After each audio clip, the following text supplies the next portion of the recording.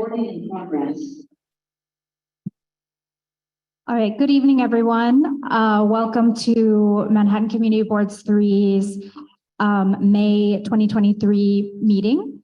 We're going to go ahead and get started this evening. A quick note, my name is Andrea Gordillo, and I am first vice chair. I'm filling in for Tariq Durrell, who is getting a very well-deserved recognition at the Loisaida Festival Awards tonight. So I'm standing in for him. He's been recognized for all of his work doing youth development, so I commend him for that. This is also our first meeting where we are doing this hybrid, so please be patient with us as we troubleshoot this. And it is also our first meeting with 15 new community board members. So we recognize all of you and welcome you. And I'm sure you'll be receiving some more information from our chair about orientation. And I will try to be as didactic as possible during this meeting. But again, please bear with us all. To my left is Amanda Liu. She's our treasurer. To her left is Susan Stetzer, our district manager. To her left is Laura Lugo, who is our secretary. With that said, I will go ahead and go into public session. And we will go ahead and get started with the folks who are tuned in by Zoom. Can you all hear us? Is that working? Great. Okay, so first up, we have Elise High Street from Goals. She should be on.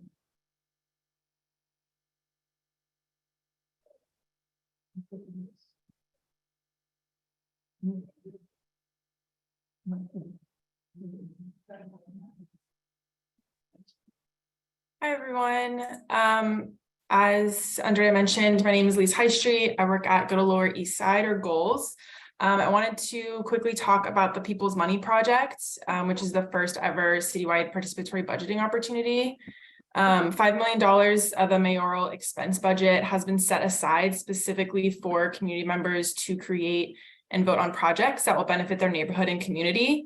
New Yorkers submitted over 4,000 project ideas across the city last fall, and it's now time for all of us to vote on them. So for folks in the Lower East Side and Chinatown, you'll get to vote on 2 ballots, one for our neighborhood specifically, and then one for the borough of Manhattan. Anyone 11 or older, regardless of immigration status, can vote until June 25th. I have the link that I can send for folks to vote online. But I encourage everyone here not only to vote, but get everybody in their household to vote. As I said, 11 or older, you can vote, which is great. We're also partnering with other groups and individuals in the community to reach as many people as possible. So if you would like us to bring ballots to your building or any groups that you're part of, or if you'd like to help us collect votes in any other way, you can let me know by sending me an email. My email address is elyse@goles.org. So first name @goals.org. And thank you. Thank you, Elise. Appreciate your brevity. Next up, we have Rosemary Hamid. Rosemary Hamid.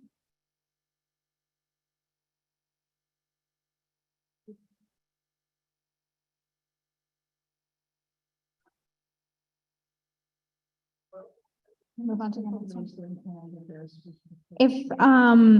If I call on you over Zoom, if you could just raise your hand so we could identify you, I'll just quickly see if Rosemary is here.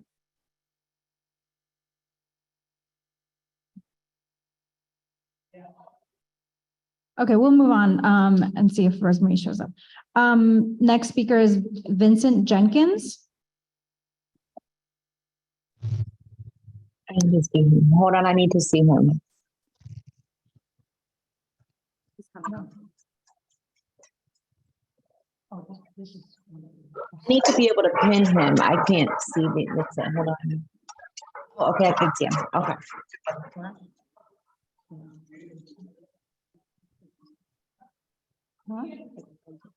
Okay, I want to start by saying hello. My name is Vincent Jenkins. Many of you know me already. I'm very concerned with my community, the improvements, the reconstructions, and the developments of the houses. They're developing houses, they're building properties. And they're relocating. We need homes for more homeless people, to relocate the homeless people. I've noticed that their area of the people who are drug addicts, and they need to be in programs for addiction. Maybe put into a therapy or a rehab treatment, transitional housing. I would definitely partner with the program. It raises my concerns for the children.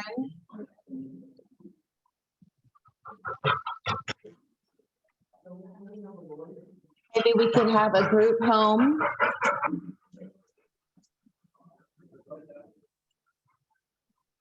And I would definitely be a part of that, for deaf children and hearing adults as well.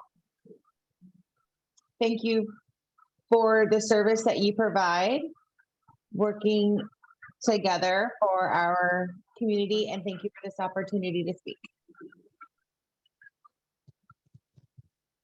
Thank you. Appreciate your time.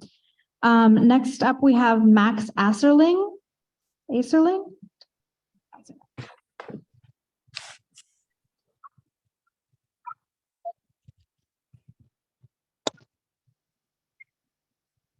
If Max Asserlind, if they're there, if they could please raise their hand.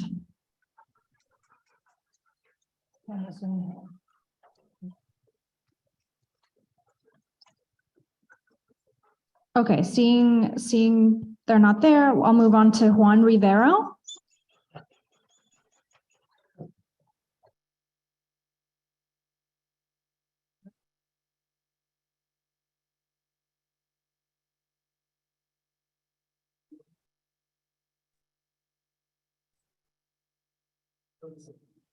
Hi, good evening. I'm Juan Rivero from Village Preservation, and I wanted to make a few announcements about the work that we're doing that might be of interest to the community. First of all, our annual Village Awards will be held on June 13th at Cooper Union, and we will be celebrating 6 outstanding small businesses, community groups, neighborhood leaders, local institutions, public spaces, and building restorations, 3 of which are located in the East Village. You can find out more information and reserve a spot on our site, villagepreservation.org. Secondly, next week on Wednesday, 31st, we'll be installing our 22nd historic plaque at 5 Great Jones in honor of jazz great Charles Mingus, who was a towering figure in the East Village jazz scene and a regular performer in some of its historic music venues, to say nothing of international ones.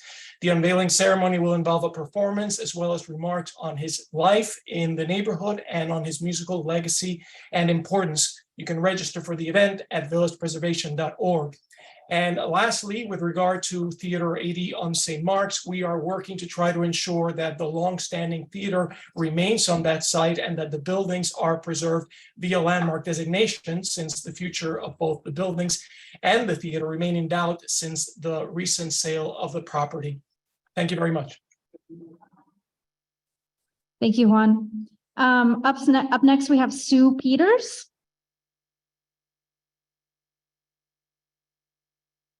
If Sue Peters could raise their hand in the attendees.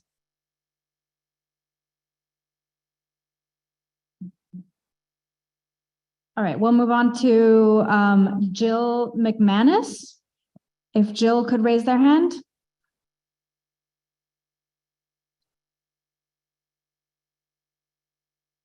I don't believe Jill is on either. So I'll move on to Julie Martin. Julie could raise their hand.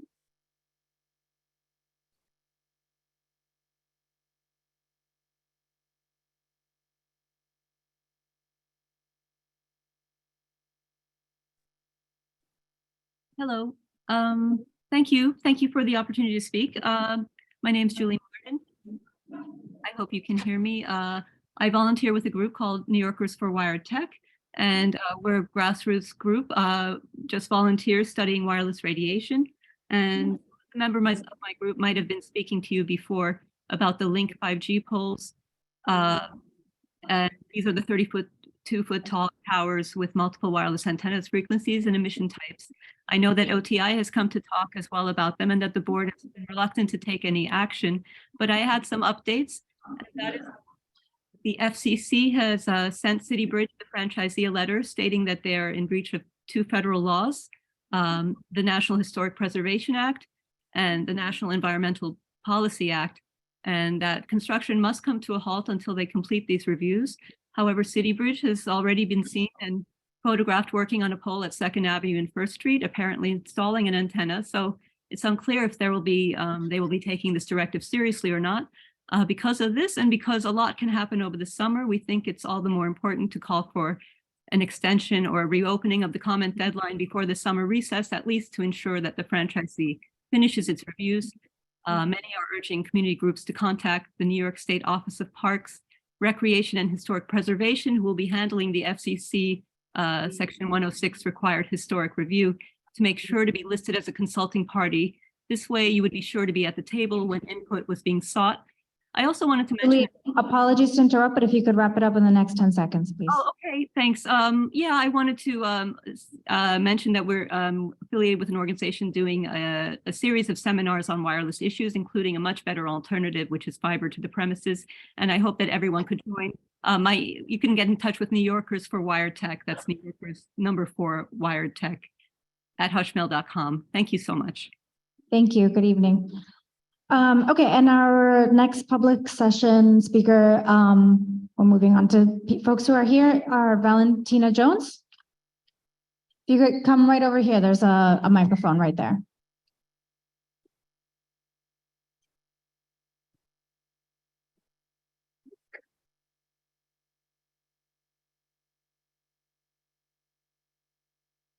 Hi, my name is Valentina Jones. I'm here on behalf of the Lower East Side Power Partnership. We wrote a letter recently, April 24th, about our concern was the status and timeline to make the Delancey and Essex Street subway station accessible.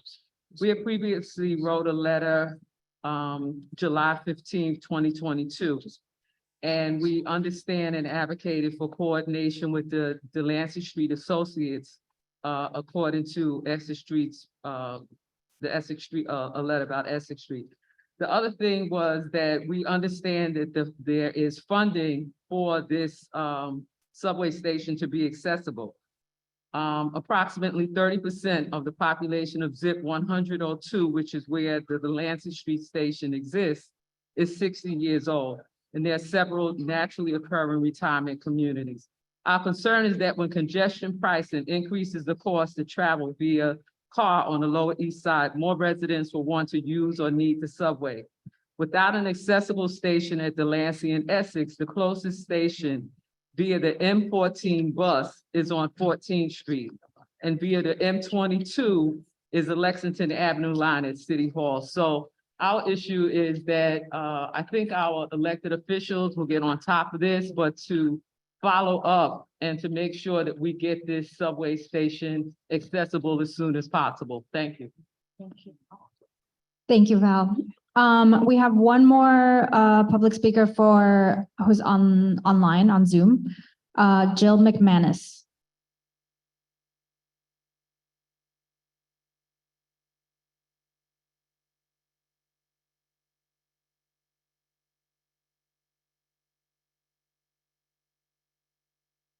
Jill, if you could unmute, please. You have 2 minutes.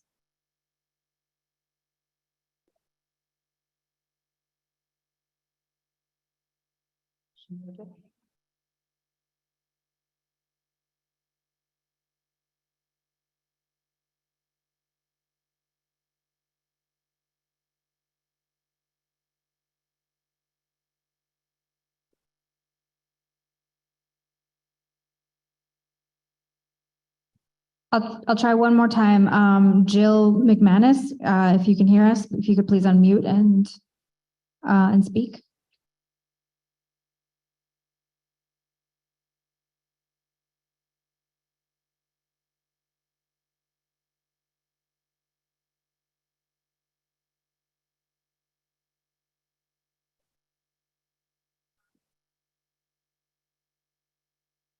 Okay, we'll have to move on to our elected official reports now. Sorry about the technical difficulties, but we'll move on now.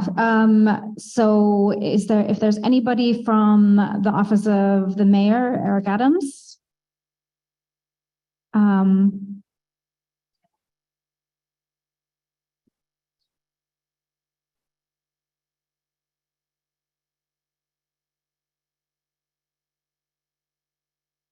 If there's anybody from the office of the public advocate, Jumani Williams? I don't see the representative. Anyone from the office of comptroller, Brad Lander?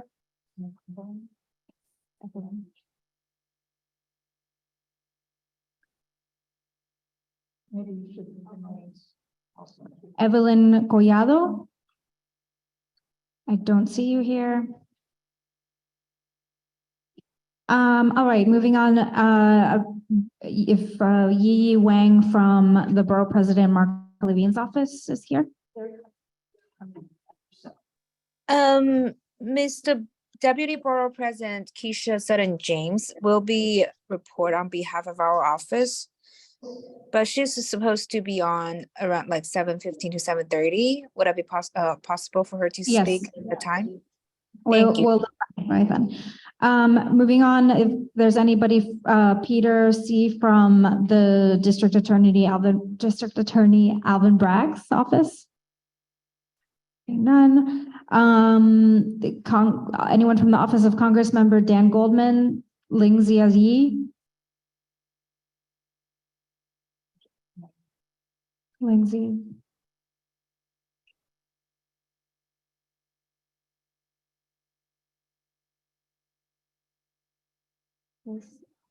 Okay. We will come back to the office of Assembly Member Grace Lee. She'll be with us momentarily. If there's anybody from Assembly Member Deborah Glick's office, Roy Ruiz or Tracy.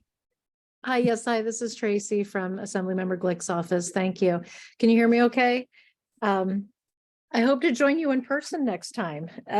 So I thought I would just highlight a couple of quick things that we passed in the budget earlier this month.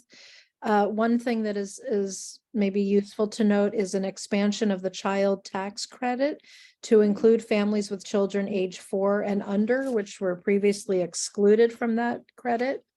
Another item that may be of note to the community is an additional $391 million for rental arrears that will go toward those who are in the ERAP. Remember, the Emergency Rental Assistance Program had been still taking applications, and so people who are in that portal, there's some more funding going to that now, and we'll also include now people who are in subsidized housing, and I believe that is a new factor.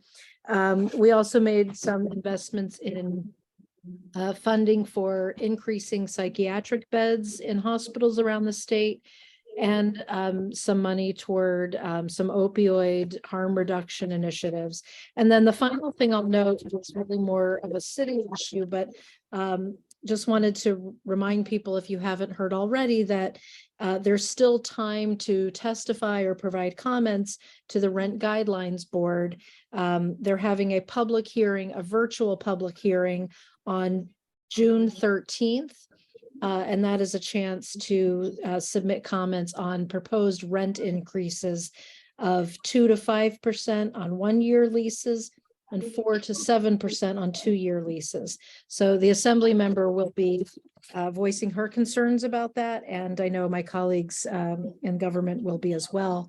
If you have any questions, you can reach out to our office and we can share information about the Rent Guidelines Board with you. Thank you very much. And I see that Chanel from Assembly Member Epstein's office is is in as an attendee in case anybody needs to move her. Thank you. Thank you, Tracy. Any questions for Assemblymember Glick's office?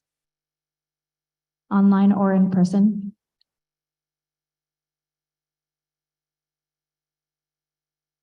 All right.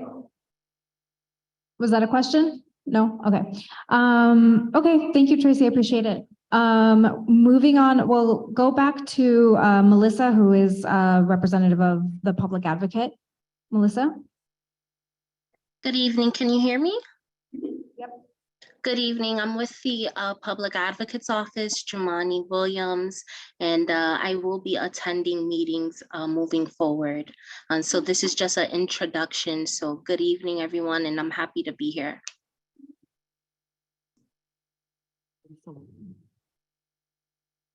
Hi, glad to meet you. Can you send all your contact information to the community board office? Yes, yes. So I'll put the email in the chat. Thank you.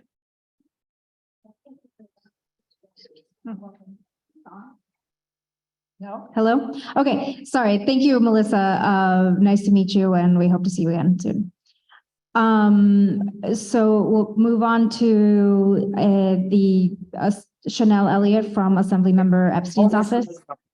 Good night, everyone. I'm not going to speak long because I'm out at the Viva Losada celebration, celebrating the real tonight. So I just wanted to say good night to everyone. I'm going to drop my CB3 report for Susan to share with everyone.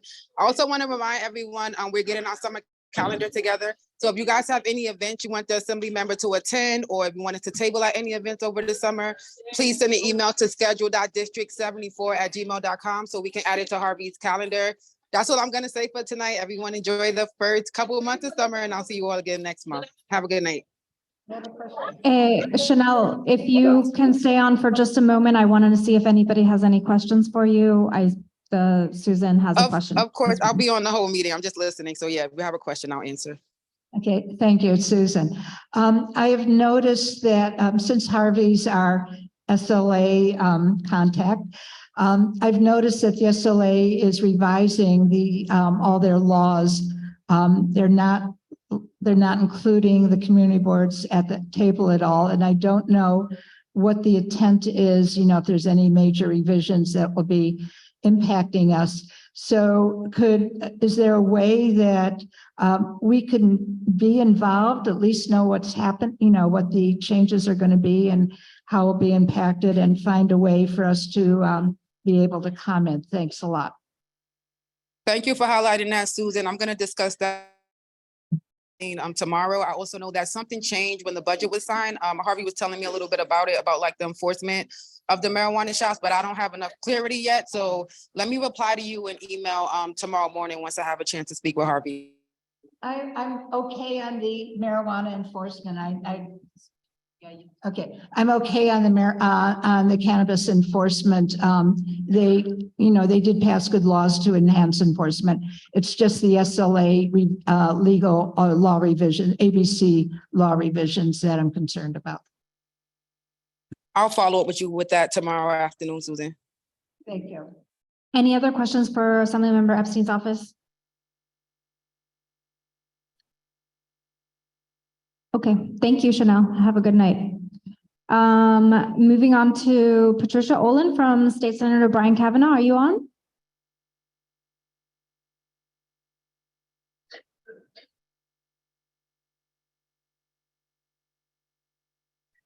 All right, we'll come back to Patricia if she's on.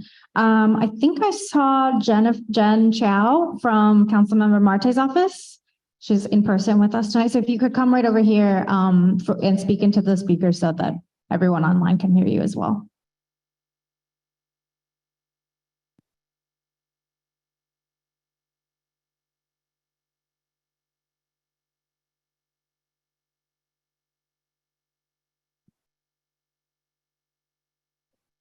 Hi, everyone. My name is Jennifer Chow, and I'm from Councilmember Christopher Marte's office. We first want to congratulate every new member to the CB3 board. We look forward to working with you all. Feel free to contact our office with any issues, questions, or concerns that you want to work with us on. Throughout the past couple weeks, the council member has attended many community events. And over the weekend, we had a helmet giveaway that had over 500 attendees. The council member also co-hosted a community cleanup event with the Sanitation Foundation and Nasty New Yorkers. A total of 89 pounds of litter was collected in Chinatown. Thank you to all the volunteers who came out. The council member also rallied in support of Sammy's Law, a law that would allow New York City to adjust its own speed limits and reduce the amount of traffic injuries and deaths. The council member was also happy to celebrate the opening of Brooklyn Banks, an area under the Brooklyn Bridge that has been closed off to the public.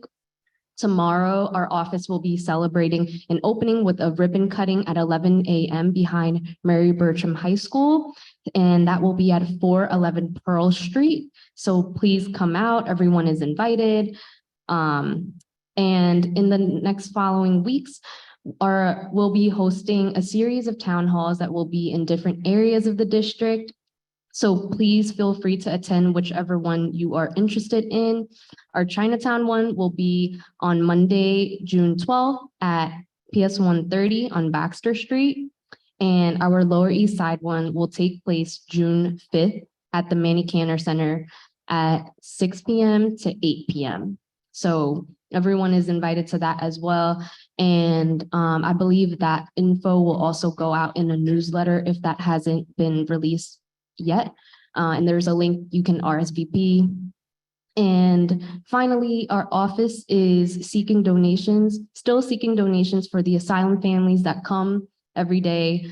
We're taking spring and summer donations, including clean underwear, shoes, and toys, and non-perishable foods. So feel free to stop by anytime at 65 East Broadway from 10 to 6.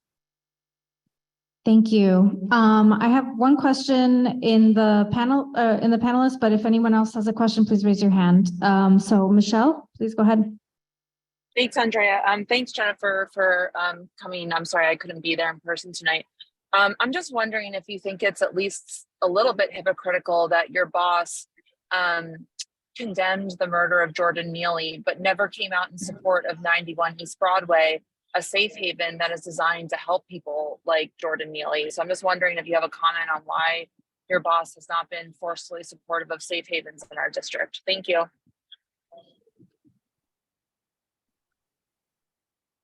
I will take your concern back to the council member. Thank you. Any other board members have any questions?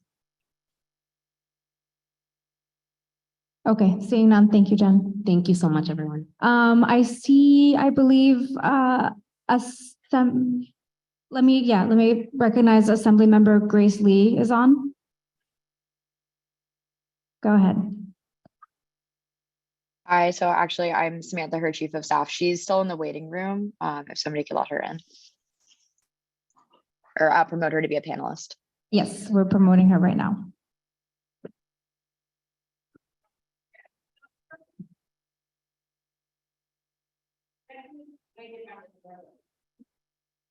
Hi, good evening. Hi, everyone. I'm sorry I can't be there in person. I'm still in Albany. We've got 9 days of session left, but really looking forward to joining you once the session is over. I just wanted to come in and give you all a quick update of what we've been doing up in Albany and some of the things that I think you all would care about, and that's been going on with the budget and legislation. So this year in the state budget, I championed two big items. One was an increase in funding for Asian community-based organizations to serve Asian Americans across New York State.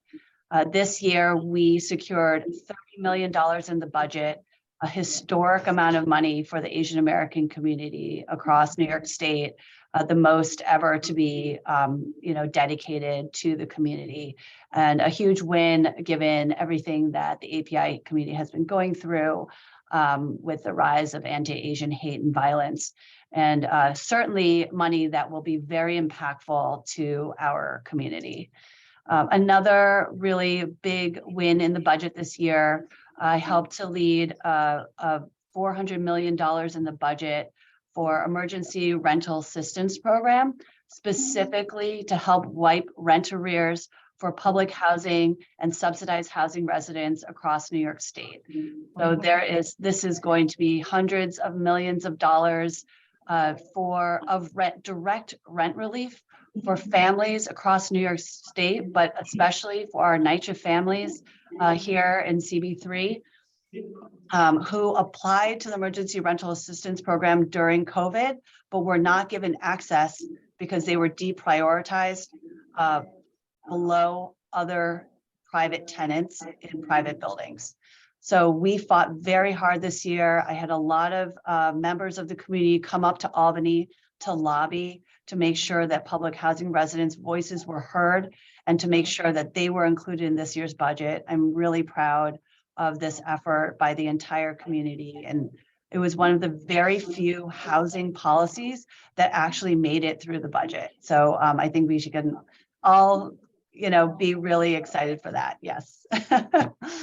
A few other things that made it through the budget that were, I think are big wins for the community. This year, we increased education funding by $3 billion over last year. This is the first year that foundation aid has been fully funded. That means that our New York City public schools are going to have good funding this year.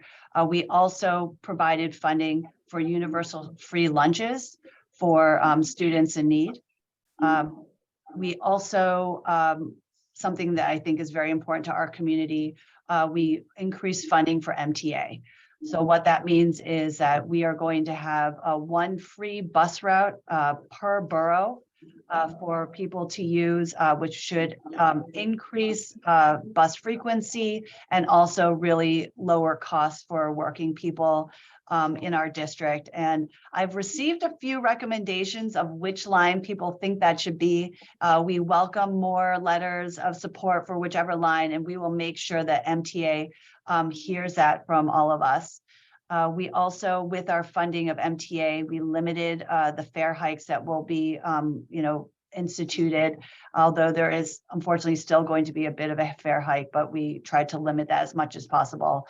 We are also increasing bus service on nights and weekends to make it more frequent for those who use buses.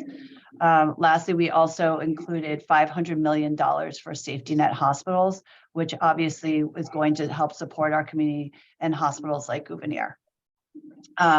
In terms of legislation, I wanted to highlight one particular bill that I think is really important to the Lower East Side community that just made it through committee. It is a bill to call for a moratorium on the installation of rubber crumb synthetic turf, and also calls for a study on rubber crumb synthetic turf across by the DEC and the DOH. For those of you who don't know, rubber crumb is incredibly bad for the environment as well as for health. It has a lot of heavy metals and other chemicals from that when people are on it, they can inhale it, or they can, they're getting it into their skin. So ingesting it in other ways. So we're calling for a study as well as a moratorium until the study is completed for any disadvantaged communities around New York City. So I am sponsoring this legislation with Senator Zelnor Myrie. It will be going through committee on the Senate side as well, and we hope to get this passed this session. In addition to that, I have another bill, which is I'm sponsoring with Brad Hoylman, Senator Brad Hoylman, which is to ban sodium nitrate to anyone under 21 years old. Unfortunately, sodium nitrate has been a way for young people. It's very cheap. You can buy it for $15 on Amazon, but it has been a way for people to commit suicide. And so we are trying to keep it out of the hands of young people who, may want to, are in a place where they may want to harm themselves. So those are two of the bills. And then one other that I'm championing and really working hard to get passed is a bill that I'm sponsoring with Senator John Liu to make integrate Asian American history into New York State school history curriculum. So this is a way for us to educate people, especially in light of the anti-Asian hate violence that we have seen, to incorporate Asian American history, to teach people that Asian Americans are Americans and we belong here, and that we are as much a part of history and this country as others. So really proud to be focusing on that legislation as well. Thank you, Assemblymember Lee. Any questions from board members? I'll go to Sandra. Sandra, if you could come up to the microphone here so that people on the Zoom can hear you. And Michelle, you have your hand raised. Just wondering if it's you want to be on the stack or if it's from earlier. Hi, Grace. Thank you for everything. I'll be getting with you about the ERAP. But what I want to know is, what is rubber chrome specifically used for? So, so as a way, it was instituted, or there were different uses for recycled tires that, after I think there were some policies to find other ways to use rubber tires rather than putting into landfills. And one of the ways one of the things that they found a use for was to put it into synthetic turf. And it's used as I think it's used to absorb, just like as a, how do you say it? It's like absorption for when you're running on it, to make it more padded and less hard when you're running on it. But unfortunately, it has a lot of negative impacts to the environment.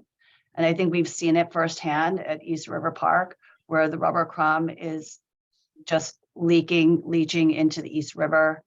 And it has a whole host of other health issues, connected with it. But obviously the rubber is made of chemicals that are connected with cancer and other health conditions. And so before we continue to lay this down in our communities, we should know whether it's safe or not. And so that's what this bill aims to do, is to make sure that when we are installing synthetic turf with rubber crumb, that we know what the impact would be to our health and to our environment. Thank you. Any other questions from the Zoom or board members in the audience? No one? Oh, yes, please go ahead. And if you could please introduce yourself yeah. Hi, Grace. I'm Nancy. Well, for everybody else, I'm Nancy Kong. Hi, Grace. Thanks for showing up all the time. I wanted to also publicly thank you for your support for Gotham Park. We're having that opening tomorrow at 11 a.m. I know CB3 was all invited, but I definitely wanted to give you recognition for all your support throughout the past year for Gotham Park, and also in trying to get us some additional New York State funding. If you can maybe speak, about any opportunities that we can have in terms of doing additional investments for our parks and open space, that'd be great. Thanks, Grace. Absolutely. Thank you so much, Nancy, for that. And yes, very excited about the opening tomorrow. I'm sorry I won't be able to make it, but I am sending my staff to join in to celebrate on the opening. And thank you so much also for all your hard work and dedication to make this park happen. We right now are going to be, in a few weeks, we'll get some more information on what our capital funding from the state will look like. But I do welcome people who are looking to get funding from the state on the capital side to reach out to our office, because we will be at some point able to do some kinds of allocations. I do not know exactly yet how much that is going to be. But we're absolutely here for you and want to support you. During the budget hearing, I did get an opportunity to speak with kind of the National Parks Commissioner, or sorry, the State Parks Commissioner. And I told him about Gotham Park, and I invited him to come see the park and to come visit our district. And I will and he said that he would, so I will make sure to hold him to that. I think that people, when they think about Manhattan, they think that we have a lot of parks, because for people who don't live in New York City, they think about Central Park and think that Manhattan has plenty of parks. So, at this hearing, I, noted the fact that Lower Manhattan has some of the least amount of green space in all of New York City, and that we really do need continued investment in Manhattan to make sure that we have equitable amounts of green space for all New Yorkers. So I would love to arrange that with you once I'm back in the district to make sure that we can show our state parks commissioners, the needs of our community. All right. Thank you, Assemblymember Lee. We'll let you go now, seeing no further questions. So thanks. Thank you. Great to see everyone. I'm sorry. So, your name is Solomon, right? If you could just come up here, just one other question. Can you hear me? Wait, is this microphone on? Yeah, I'm Solomon. I'm a new board member. So I was wondering, Grace Lee, you said that there were unfortunately fare hikes for the MTA. Do you know if that will continue in like future years in the budget? Like, is that something that will continue to increase, or is it something where it will be at that level for a long time? Thank you. Solomon, thank you so much for that question. This is something that the state legislature fought very hard and pushed back really hard against the governor to implement. They did just recently announce a fare hike. I believe it's to $2.90. But as far as I know, I believe that that's the only fare hike that we should expect in the near term. Every year is going to be different, but I feel very hopeful about our ability to kind of manage the fare hikes, given the fact that we are now seeing an increase in ridership. And with these investments that we are making in the state budget to increase, the frequency of bus service, to clean up the MTA and do other things, that it will continue to enhance ridership, so that that MTA can just get regular revenue. I think we're still kind of impacted by, what happened during COVID, and they're just trying to pull themselves out of a deficit right now. But we're going to continue to push for investments. So because we know that increases in the MTA fares really is just an incredible burden to working families in New York City. And we just, we're going to do as much as we can to advocate against it. Okay, thank you. I believe that is the last question, so I'll let you go. Thank you. Okay, next up we had Emily Lang from State Senator Brian Kavanaugh. Hi, can you hear me? Yes. Okay. Hi, everyone. Sorry, I'm jumping between a few community boards tonight, so I'm sorry I'm late, and thank you for having me. Normally Patricia from our office comes to these, but she's out this week, so I'm covering for her. So just starting out with some legislative updates from our office. I'm sure the assembly member went through a lot of the budget highlights already, so I'll just touch on a couple of them. We were able to scare $391 million for ERAP to cover NYCHA and Section 8 tenants who were sent to the back of the line when ERAP was originally implemented. That's something that the senator and the assembly member fought very hard for, and we were very glad to see it included. The budget also includes $40 million for the homeowner protection program and $50 million in new funding for legal representation for tenants facing eviction. Outside of housing, we were very excited that the All Electric Buildings Act was included in the budget this year. This is legislation that Senator Kavanaugh authored and has been pushing for a couple of years. It will ban new gas hookups in new construction with certain exceptions starting in 2026. Another big development in the budget that's relevant locally is implementation of new enforcement powers on illegal cannabis stores for OCM and the New York State Department of Tax and Finance. It basically gives OCM the authority to inspect any business involved in the adult use cannabis trade, seize products and impose penalties, and take businesses to court in order to get them to close down. Also allows tax and finance to conduct administrative searches of businesses with adult use cannabis, seize products, impose penalties, and revoke business registrations. A couple of other notable budget items, the free bus pilot program in each borough, $30 million for the AAPI equity budget, increases to the minimum wage, additional capital funding for SUNY and CUNY schools, and the Build Public Renewables Act, which will require the New York Power Authority to generate all of its electricity from clean energy by 2030.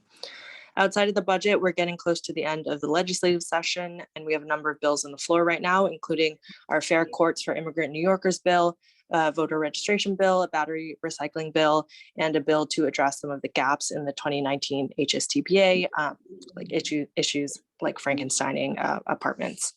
We're also working on pushing a package of deed theft related bills that we announced with Senator Myrie and Attorney General James earlier this month.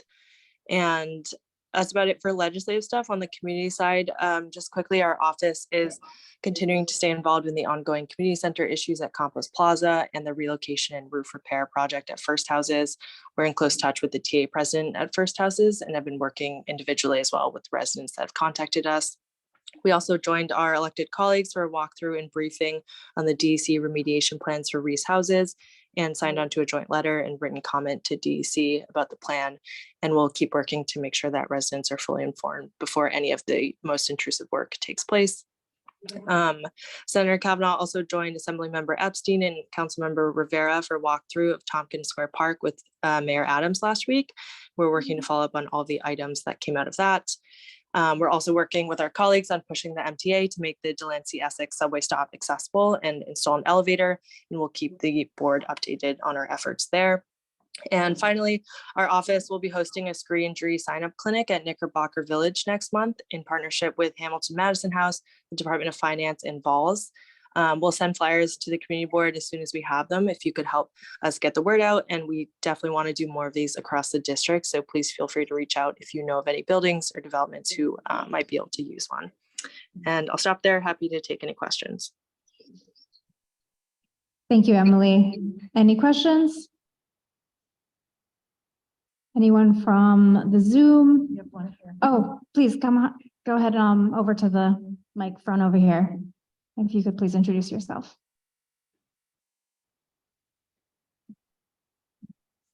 Hi, my name is Emma So. I'm a new board member.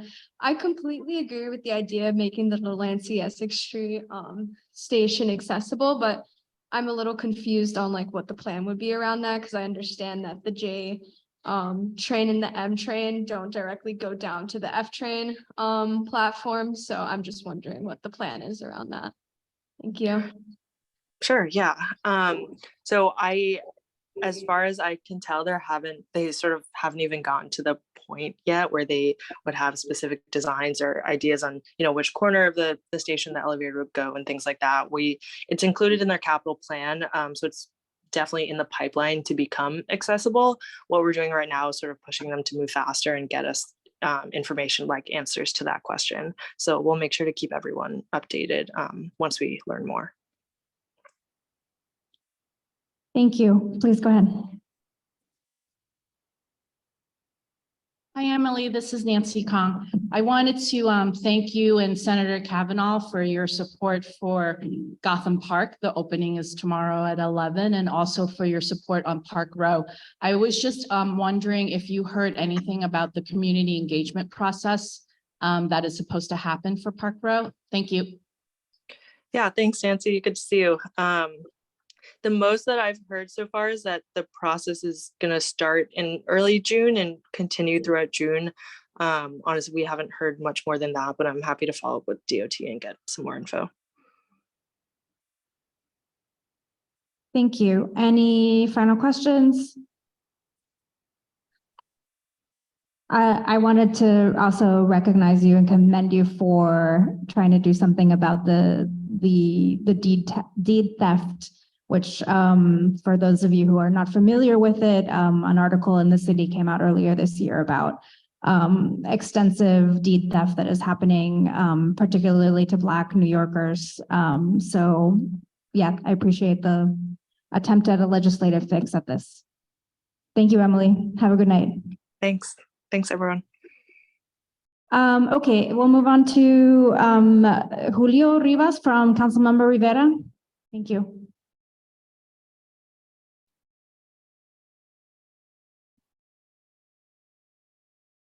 Hi, everyone. For those who don't know me, my name is Julio. I'm the CB3 liaison. It's good to see everybody in person. I'm excited for this. And thank you, Emily, for taking all my community events updates. So if you guys have any questions, please follow up on those as well. But I do have some legislative updates to share.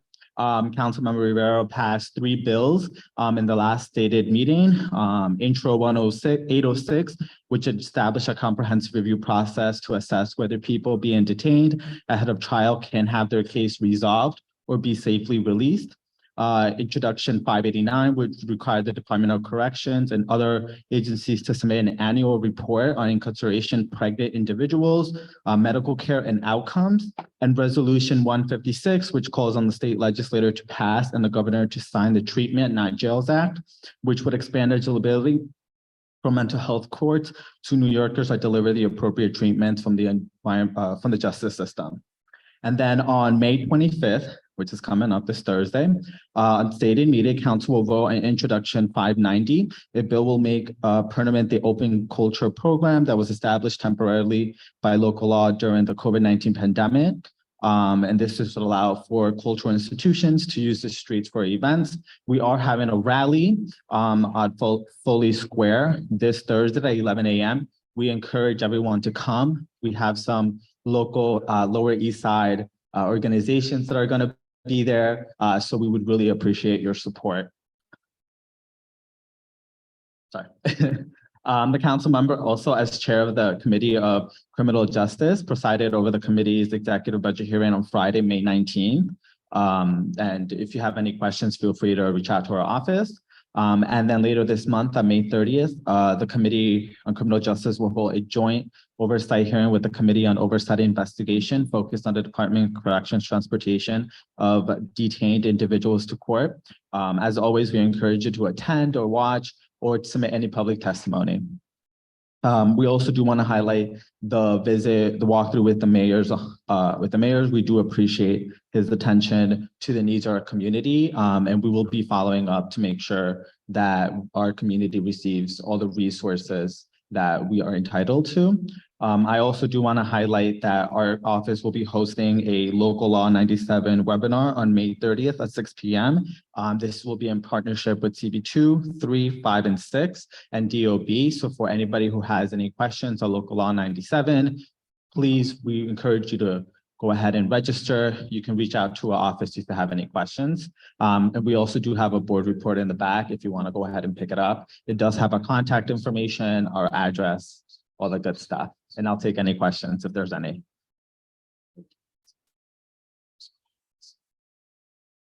Okay, are you a new board member? You are? Okay, if you could come up over here just so that you could speak into the microphone. Apologies. We have to accommodate the Zoom folks. Hi, my name is Indrani Nicodemus Rivera, and I'm a new board member. And I just wanted to know what the rally was on Wednesday. Yeah. Go ahead. So it's Thursday, May 25th at 11 a.m. So it's this Thursday, and it's on open cultures. This allows in cultural institutions to go ahead and use the open streets to or streets closures for their events. You know, for many, you know, CB3 has very vibrant cultural heritage, and we want to protect that and we want to promote that. So this will allow for our cultural institutions to take advantage of the program, so we can continue that historical heritage that we appreciate so much. Thanks. Any other questions from the panelists on Zoom? or here in person? Okay, thank you, Julio, appreciate it. I believe our last elected official report is from the Deputy Borough President, Keisha Sutton James. I believe she's joining right now. Hi, Deputy Borough President, good evening. Good evening. Sorry, it took a minute to, as I was being promoted. Thank you so much for having me here tonight. I hope all of I hope all of you are well. Really quickly, wanted to just share some greetings and some remarks from Borough President Levine. As we all know, we have finished our community board application process. The community affairs team, including EE and all the other liaisons, and Trisha and Eric, worked exceedingly hard to get through almost 1,000 fantastic applications. So we want. If I could interrupt you, Deputy Borough President, if you could just project a little bit more, so you're a little bit low with the audio. I'm sorry to interrupt you. Go ahead. No problem. I will. Is this better? Yes, thanks. Okay, fantastic. I have never heard that before. That I needed to project. Here I go. So as I was saying, our community affairs team worked very hard to get through almost 1,000 applications. We want to warmly thank all of our former community board members for their service, dedication and commitment. And additionally, of course, congratulate the returning community board members who will serve another term. And most importantly, perhaps we want to give a very warm welcome to our newest Manhattan Community Board members who are joining today in what is one of the most democratic ways to serve in civic life, and that's by serving as a community board member. So I want to thank all who applied and welcome the returning and new community board members. Really quickly on a couple of things, million more trees. If you don't already know, during the April 2023 Manhattan Borough Board, a unanimous resolution was passed by Manhattan community boards, our council members, and of course the borough president in favor of planting 1 million more trees by the year 2023. And as part of Arbor Day last month, our office launched a competition where individuals can nominate their favorite tree in Manhattan by taking a photo. All of that info is on our website.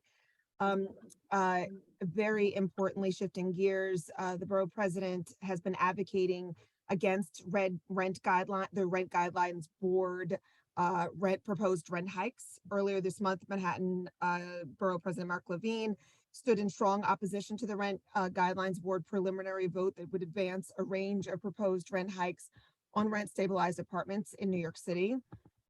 If passed in a final vote, which is scheduled for June 21st in 2023, these potential adjustments could increase rent 2 to 5% for 1-year leases and 4 to 7% for 2-year leases. Our city is still entrenched in a housing crisis that has seen median rent as high as $5,000 and in Manhattan, and many rent stabilized apartments are still feeling the impact of the board's rent increases from just a year ago. So Borough President Levine believes very firmly that now is not the time for more rent increases, but and that further put, my dog is saying hello, that further put further burdens on the backs of nearly 2 million vulnerable New Yorkers. It's time, obviously, for the opposite, a total rent freeze on stabilized units. And so the borough president is committed to fighting as the rent guidelines board moves to its final vote and strongly urges the board to reject any proposed increases that add financial stress to the lives of struggling New Yorkers. And finally, I will say last Friday, excuse me, our office held in partnership with Assembly Member Grace Lee, a fantastic AAPI event where we acknowledged remarkable individuals and groups within the community who've made significant strides in breaking barriers and promoting equity. I want to thank all of those who made it to the event and celebrated with us. We had a lot of people from all over the borough, fantastic honorees, great speeches, and amazing food. Because Mariel de la Cruz, who heads up our events team, knows how to make a party happen. So that will conclude my remarks. I hope you enjoyed meeting my furry son, August, unless anybody has any questions for me. Any questions for the Deputy Borough President? Anyone on Zoom? Okay, thank you. I appreciate your report and nice to see you. All right, so we'll move on to a roll call vote and approval of the minutes from March 2023. And for any of our new members, you would have received the minutes via email from Ed Chan. And we approve them as part of our roll call vote. And a quick note, as we move into this hybrid format, we require you to give us advance notice and a permission, so to speak, if you are to be tuning in by Zoom. So I believe, Susan, could you comment on what is the procedure for members who cannot attend in person? To attend in person, or? Oh, if you cannot attend in person, the community board voted on a resolution that basically allowed us to be able to have hybrid meetings. And this isn't to comply with the state open meeting law. So if we have a hybrid meeting, the people who are not at the meeting must have an extraordinary reason. That's their words. But that can be defined as an illness, and you're homesick with something, unexpected work travel. There's a number of things, but then you need to go to you need to request the absence and give the reason to the board chair and be excused before the meeting. Tariq did send out an email to all the members explaining this, and I believe 2 members got excused absences. And along with it, the state requires that you must be on camera the whole time. So this is all to comply with the state open meeting law. Thank you. So that said, I'll turn it over to Laura to do the roll call vote for this evening. Hello. David Adams. Sarah Bachu.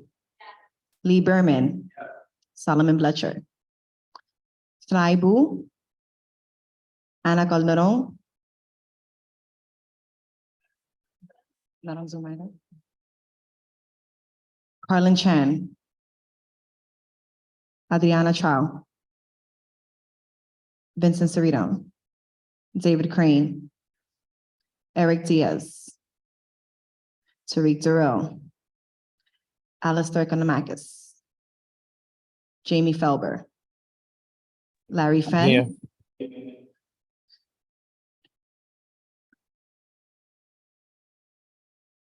Naoma Fofana.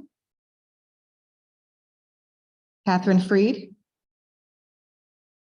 Ryan Gilliam. Deborah Glass. Jake Gold.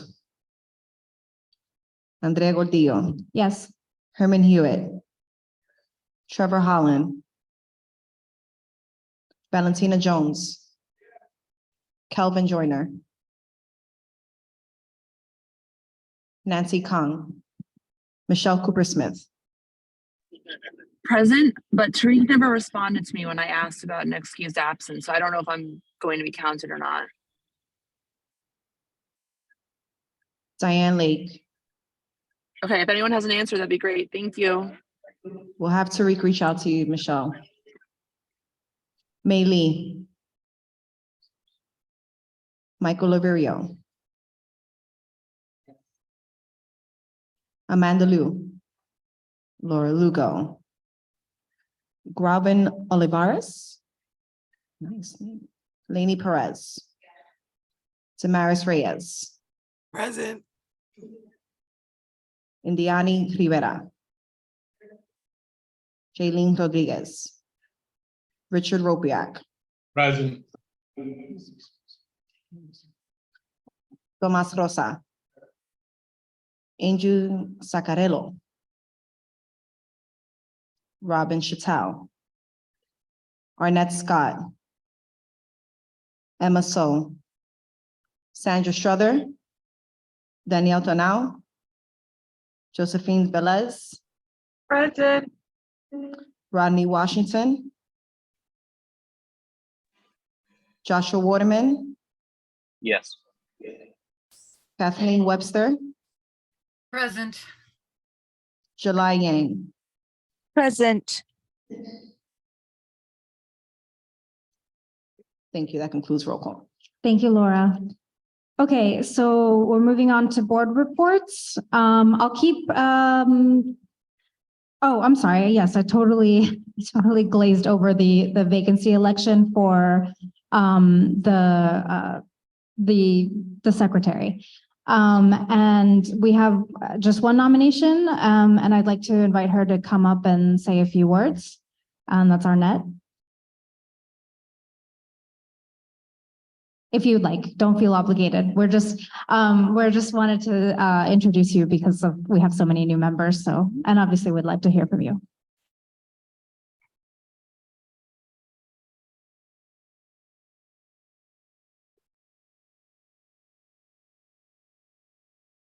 I wish you would have led with don't feel obligated. I'm sorry. I'm sorry. Hi, everyone. My name is Arnett Scott. I'm currently on the board. I'm nominated for the executive board secretary. The reason why I chose to go for that position is that I was acting chair of SLA. I can no longer do that, but I still wanted to be a part of the executive board and to be the secretary, just to get all the information that I can while I can and get as much involved as I possibly can with the executive board and be as helpful as I possibly can. So hi, that's it. Thank you. Thank you. I really appreciate it. So seeing Arnett's nomination, we'll move into another roll call vote. So Laura, if you could take it away one more time. Yes, a roll call vote for secretary for Arnett Scott, and it is uncontested, but procedurally we need to do a roll call vote. So Laura. So when I say your name, please just say yes or no. You know, you might not have feeling what she said. That's fine. All right. David Adams. Sarah Bachu. Lee Berman. Solomon Bletcher.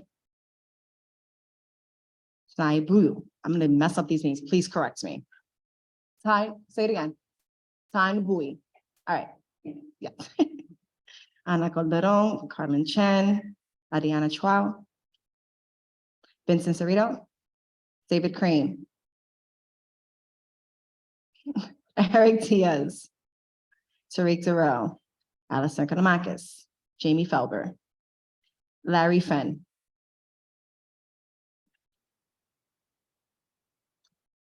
He's online. Okay.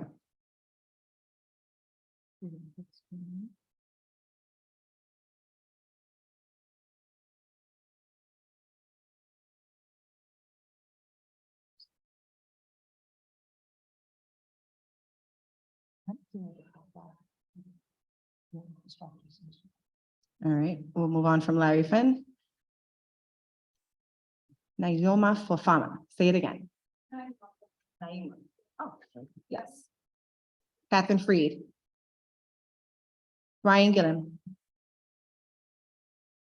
Deborah Glass. Yes.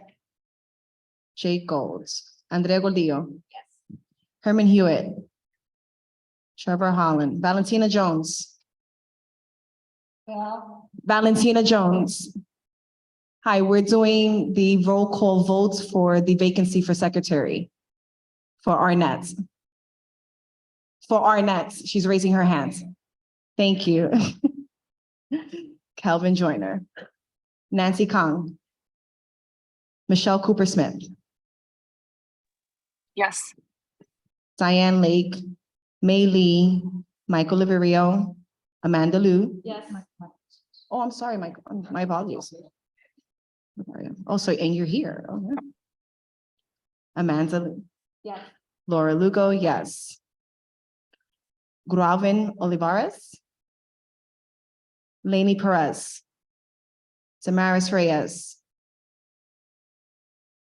Yes. Adriana Rivera. Shailene Rodriguez. Richard Ropriak. Yes. Tomas Rosa. Yes. Angel Sacarero. Here. Robin Chattel. Arnett Scott. Emma So. Sandra Strother. Danielle Tanal. Josephine Velez. Yes. Rodney Washington. Joshua Waterman. Yes. Kathleen Webster. Yes. July Yang. Yes. That ends vacancy roll call. Arnett, welcome.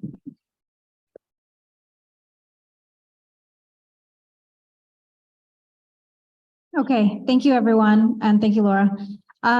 Moving on to board reports, I'll keep the board chair's report very short since I am technically not the board chair. I believe, and I hope I'm not stealing your thunder, Susan, but the chairs will be participating in a training on Thursday, which is day after tomorrow. So hopefully that brings a little bit more capacity to our meetings. And we will also be tabling at the Loisaida Festival on Sunday. So please come say hello.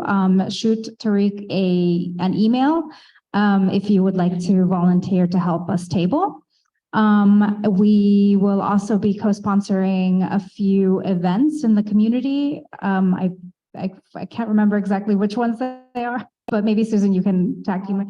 If Julio, I believe, left. But yes, if you can, we're co-sponsoring some events. Which one was it again? With your office? On the one on Local Law 97 on Thursday? No. May 30th, that's next Tuesday. That is everything I can think of off the top of my head, although I'm sure he'll give a more thorough report when he returns next month. So I'll wrap that up. Does anyone have any questions? So apologies for my brevity, but yeah, go ahead. If you could come up here. I'm sorry to make everyone walk over here, but this is the nature of the Zoom. It's just like a technical thing. I'm a new board member. Will I get an email soon about training and that type of stuff? Just like orientation things? Yes. Thank you for the question. I'm sure you're all patiently waiting for that. Okay, any other last questions for board chair in lieu? Okay, Susan will give a district manager report. Okay, thank you. First of all, I want to welcome all the new members. We have 15 new members, which I think is the most we've ever had at once. And there will be a welcoming party for all new members and old members, June 25th at the Community Board office. More information to come. And there will be trainings. There will be 2 sets of trainings. The Borough President's Office gives trainings and the Community Board does also. We generally wait at least a month so people kind of feel what committees they're in and what kind of questions they want to ask. But I also want to alert everyone on the Community Board website. There is a member resources and there is loads of information on trainings, too much to absorb.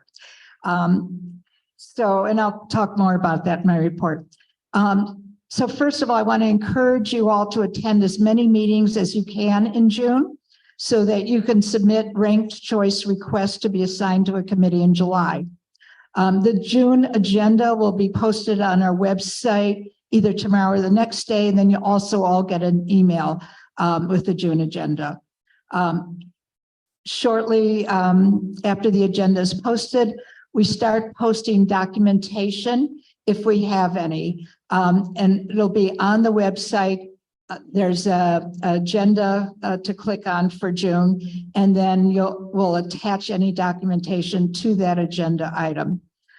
So this is a reminder actually for all members to check the agenda on the website for the supporting information. And it's posted on a rolling basis as we receive it. So unfortunately, you have to keep checking. Community boards are advisory bodies, but there are times when you can and do make a big difference. And community boards are independent city agencies. We work under regulations from city charter, the city administrative code, and the open meeting law, which we have just been talking about. You are considered part-time public servants and public officers, even though you're unsalaried. So you definitely do have weight. And as I mentioned, check the member resources section of the website. There's links to training videos from a few years ago. And then the Community Engagement Commission has also done some training videos, which I will have to put the links to those on the website also. Also, I want to invite anyone to please reach out to me for questions or information about agenda items or anything. It's probably best if you want to email first and say, when can we talk? Because sometimes it's hard to, both be free at the same time by phone. June will probably be the last month committees will be on Zoom. The emergency order expires on the 20th. And we don't expect it to be continued again. So we will be having in-person meetings after that. We haven't really figured out if it's possible to have some hybrid meetings or not. And as far as a full board meeting, this hybrid meeting was kind of a transition for everyone. And next month will be just in person. We're paying a lot of money to do this hybrid meeting, so we can afford to do it once, but we couldn't possibly have the resources to do it every month. The community board is starting our budget process, which is the writing of our district needs and 40 capital and 25 expense priorities. You can find the ones we did last year on the website under about CB3 and then district profile.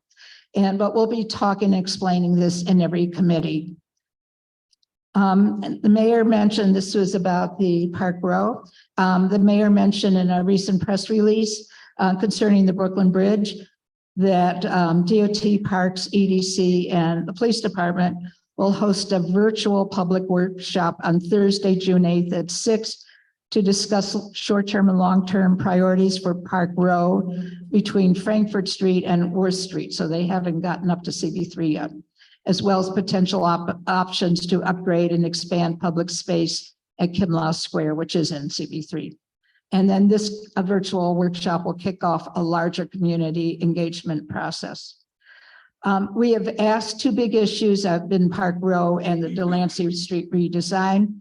We have asked for presentations at both on our transportation committee.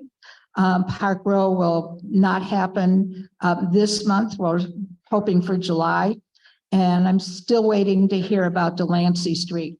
But the designs for Delancey Street that have been funded are all designs that the community board has voted on previously, but it has been a while. So what we're asking is have one presentation with everything put together to be able to review that.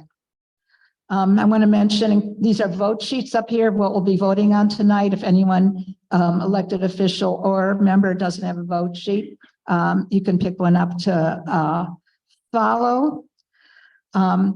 The Tompkins Square Park walkthrough that has been mentioned twice, Community Board 3 was also part of that walkthrough, and we were able to talk to the mayor about all the improvements that the community and community board would like to see.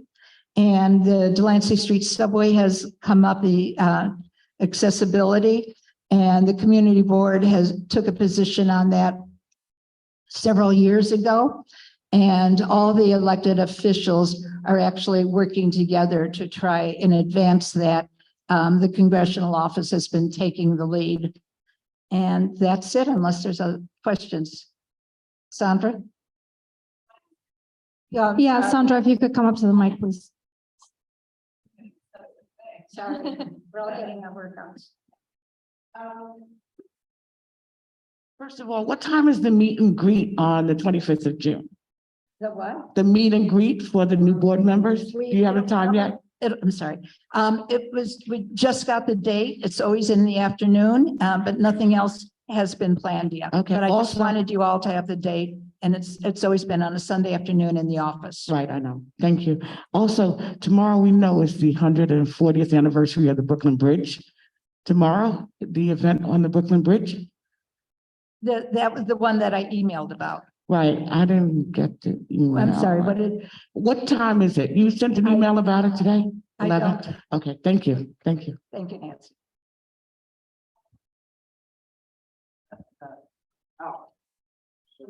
It's at 11 a.m. Is that what you wanted to say? Yeah. Okay. Yes. So it's at 11 a.m. I'm sorry. I had mailed all that to the members before we had the new members assigned, so I apologize. Outline what you have today regarding, So if I'm going to repeat your question since you didn't come up to the mic. You wanted to know what Susan was asking. Can you repeat the question? what would be asked of the mayor? What was the ask of the mayor? When you walk through Tompkins Square Park with it? Thank you. So the biggest ask was for more staff. There has been more staff assigned recently, but more staff.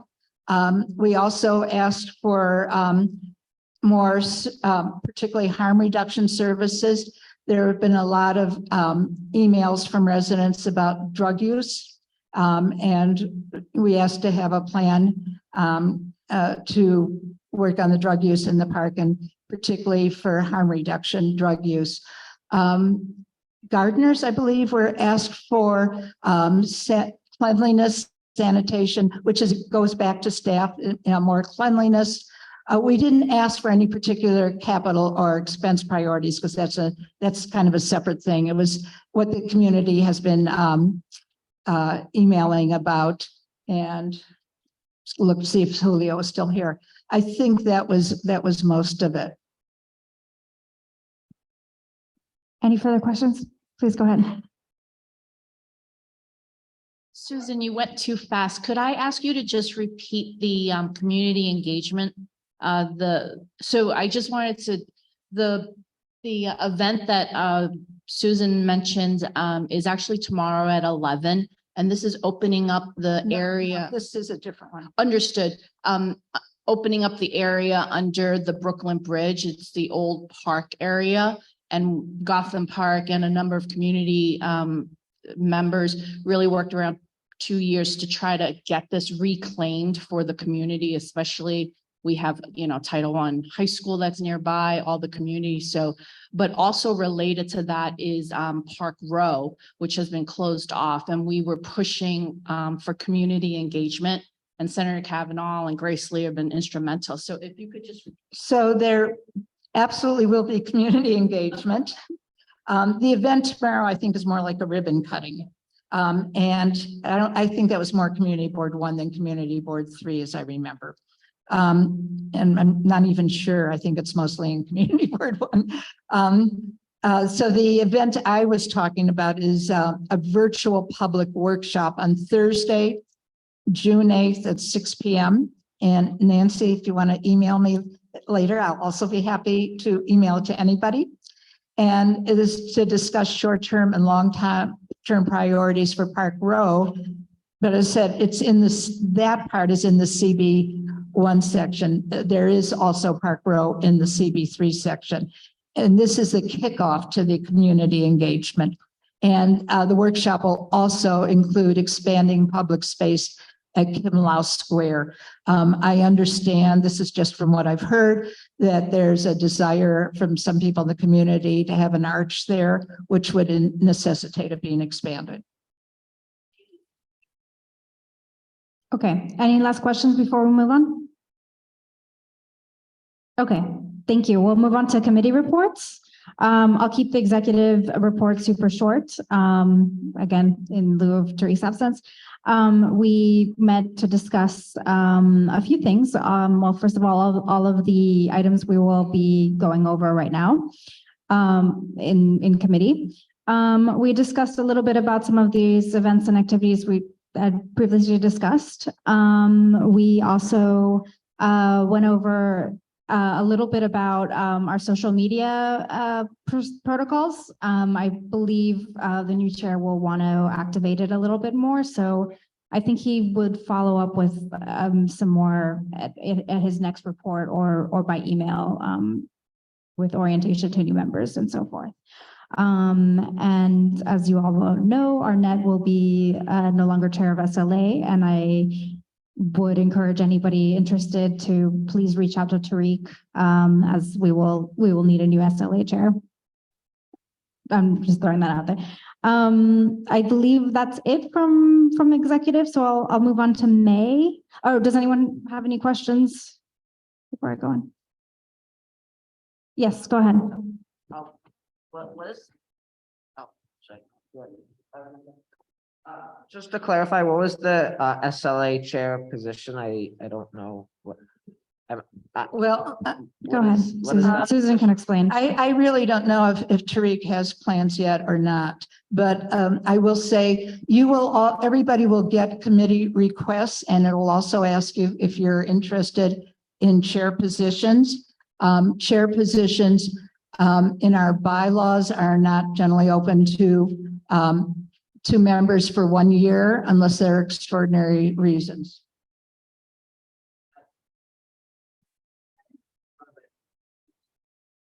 SLA is the state liquor authority, so it deals with the licensing of liquor license in the neighborhood. So if it's helpful, when you should get your committee request form soon, even though you won't be asked to submit them till the end of the month, and it'll have every committee on there and a description of every committee. So hopefully that will be helpful. And if you have more questions, please reach out. Any other questions before I move on to the rest of the committee reports? Okay, I believe Thomas, you're stepping in for May today. Thank you. You can go there. Thanks. Good evening, everyone. I'm Thomas Rosa. I'm the Secretary for the Human Services Committee. Very happy to be here instead on the place for May. Just want to let you know we had a very informative meeting. Carlina Rivera articulated a lot of needs that we saw in the community, and some of it has been espoused through what we're going to be voting on this evening. It was corroborated also by Dr. Van, who was over there at the meeting. Hope you guys got a chance to look at the information. We do have a vote tonight to support the City Council's mental health roadmap. And I did want to say that May wanted me to mention what we resolved. So hopefully you looked at the information. She wanted you guys to hear, therefore be it resolved that Community Board 3 supports the City Council mental health roadmap to eliminate gaps in care and service provision for mental health.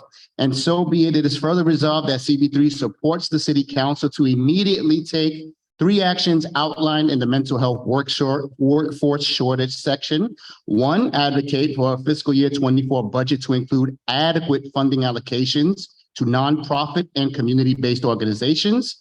Fund and help establish a social work fellows program. Advocate for adequate funding and contracts to achieve pay parity for workers across the mental health workforce so that the priorities in the mental health roadmap can be adequately addressed. If anybody has any corrections or anything you want to add to the verbiage, this would be the time to do so I can bring it back to May. Mr. Berman.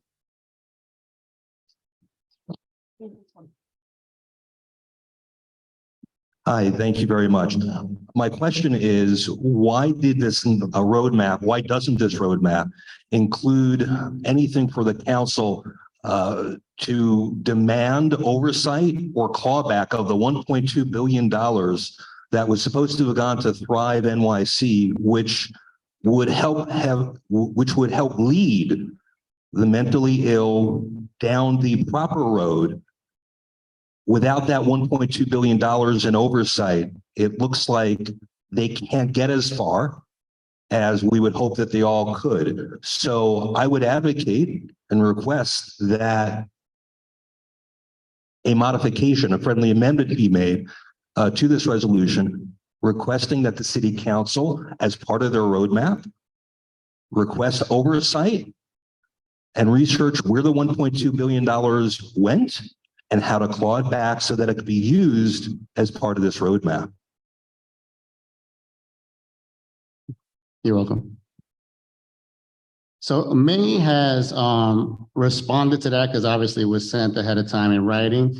And she recommended that she rejected what was proposed because she says that what we're talking about is negotiating for programs for the money to be spent and not about hearings to determine what's going to happen with them. She does agree with you in principle with what happened with the monies, but she feels that since we're talking about budget priority season, that she wants to focus on what can we get funded right now, and that would be a separate conversation to be dealt with. And it could be brought up at committee for the city council. Yes, go ahead. Did you want to respond to? I just want to talk procedurally. Okay. So the agenda item was for short-term immediate solutions to the mental health crisis. And city council does have this roadmap, which is to be implemented for July 1st, the fiscal year starting July 1st, which is why it was so important to vote on it right now.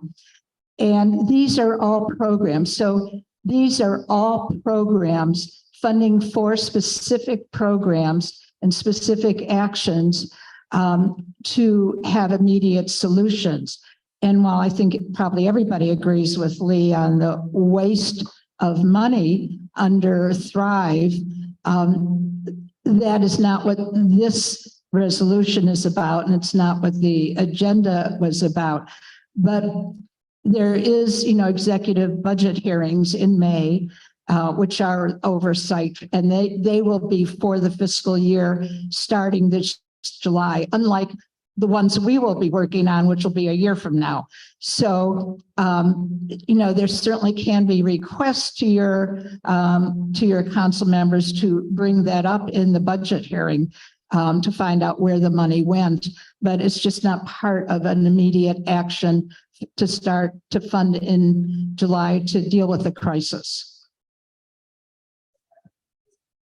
This very item you put on your agenda of your committee so that we can propose a resolution to go forward to the city council and demand not just oversight, but getting that money back. So things like don't have to put going forward because we don't have the money. Thank you. Absolutely. Can I just offer a point of information? I just want to mention Dr. Van Yu, the Chief Medical Officer for Jamien Medical Services, says in his professional opinion, and they're in charge of all of the services in our area.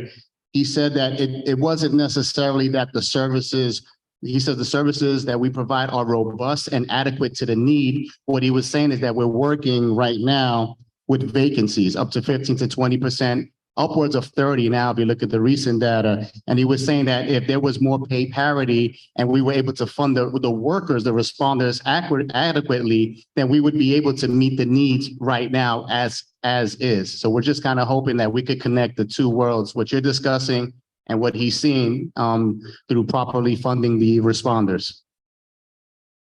Thank you. Any further questions about the resolution? I see someone in the back. If you could come here and introduce yourself.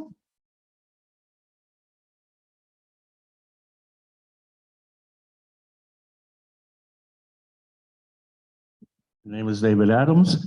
I just want to say that we've had a lot of situations recently where there has not been oversight.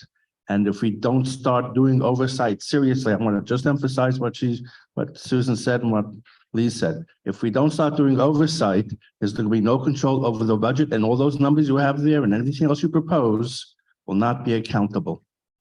So it's most important that we start doing some oversight.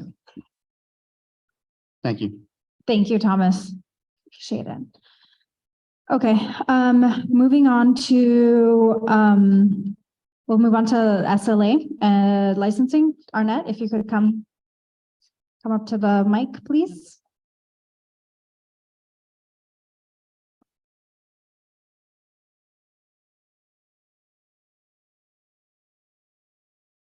Thank you. You wanna-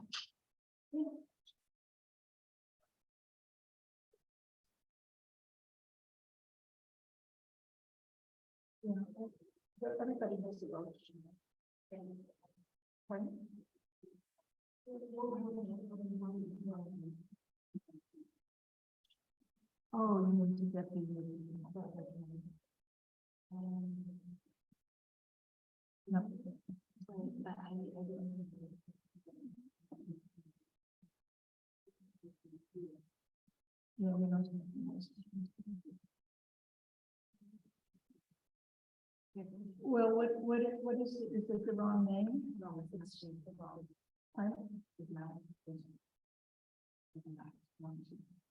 Oh, number 5, you're saying is missing? It's a different.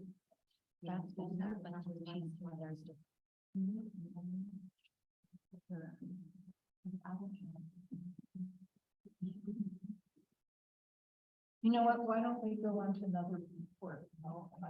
Okay, yeah, there was a slight clerical error, it seems, with some of these license resolutions. So we will get that resolved sidebar, and I will, unless I don't think anyone else would want to report out on land use, zoning, and public and private housing.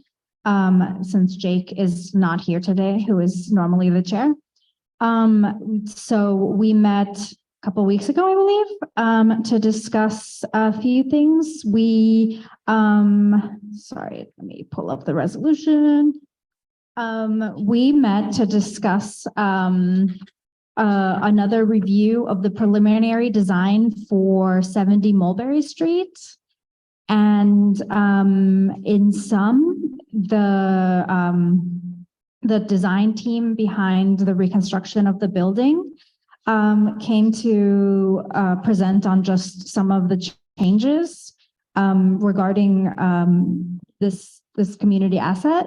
And they presented some new features of the building, which included most notably new photovoltaic panels on the sides of the building, which is a solar panel.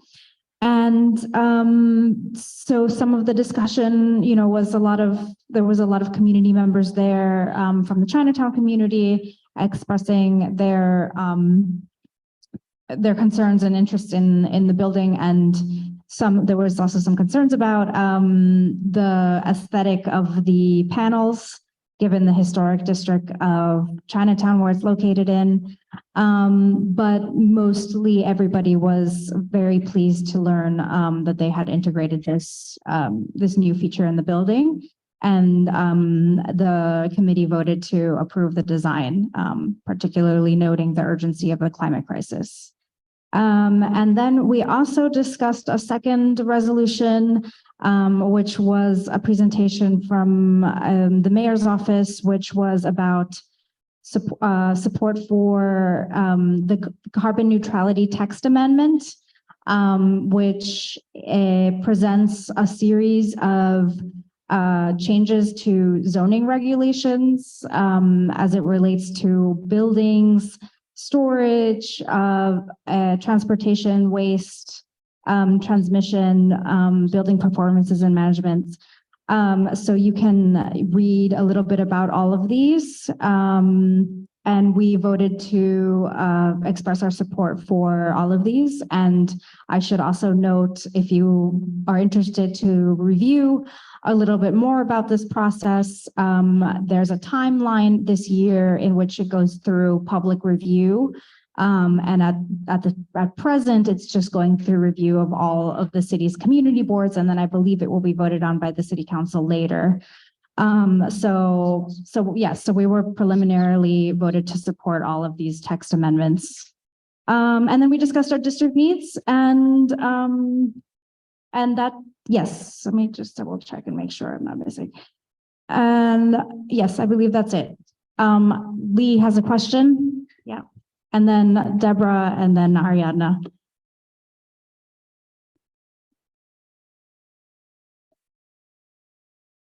Hi, thank you very much for going through this. The carbon neutrality seems amazing, except for one point. Number 4, the onshore wind.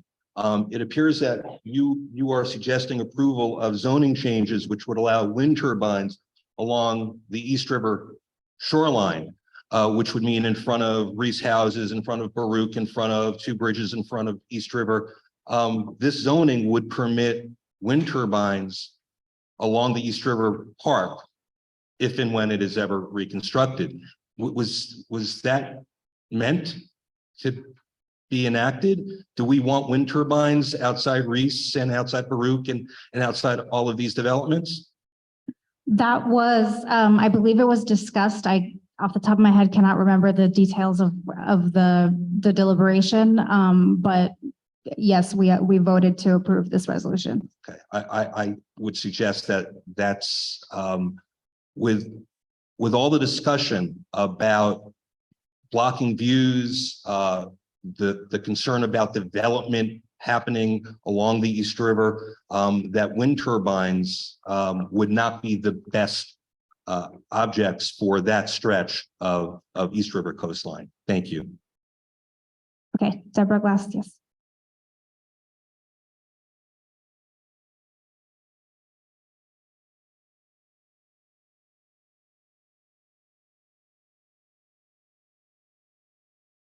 Hi, thanks. I was just just wondering if I could get, I had a question about the rooftop greenhouses, number 17. Am I reading this correctly that this would be for commercial buildings only? It says the proposal would convert the current requirements into rules that the Department of Buildings can regulate. Moving forward, buildings without residences could use the rules. So does that mean that it's opening it up for commercial residences, commercial buildings to put greenhouses to grow food?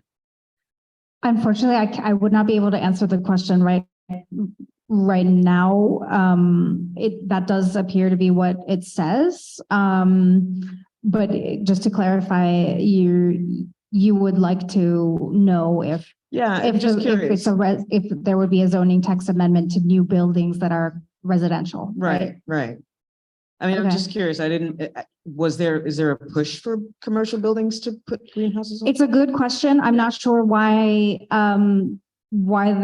this text amendment is referring only to commercial and not residential, but Yeah, okay. I appreciate I it. was just curious. I'm sorry about that. Okay, Ariana, and then David Adams, you can come up here if you'd like, so we can get through the questions. Good evening, everyone. My name is Ariadna Chua. I'm part of the new cohort of members of CB3. As some context, I was a public member for the last year or two in the land use committee. I wanted to speak a bit more about 70 Mulberry Street. I think Andrea did a good job of giving some context, and I just wanted to add a little bit more there. The first is that between what we were presented in the design in February versus the updated design this month was quite a big change. In the past design, there was a brick facade that really complemented the neighborhood character versus the new design that we were presented is all glass panels. Again, they're photovoltaic panels, which would provide, in addition to the canopy of solar panels, around 20% of the building's electricity. But I would want to raise some concerns about how this would affect the neighborhood character, especially in the greater context of the changes that's happening in Chinatown, and especially for a building that's at the heart of Chinatown and is supposed to represent the community and all these cultural institutions that tie this neighborhood together. So I'd want to be cautious about what we're approving, especially when there was a different design that was more fitting of the neighborhood, and that I believe that 20%, while a significant part of the electricity that would be generated for the building might not be enough to warrant the damages that it might have to the neighborhood. Again, this is in the northeast corner of Columbus Park.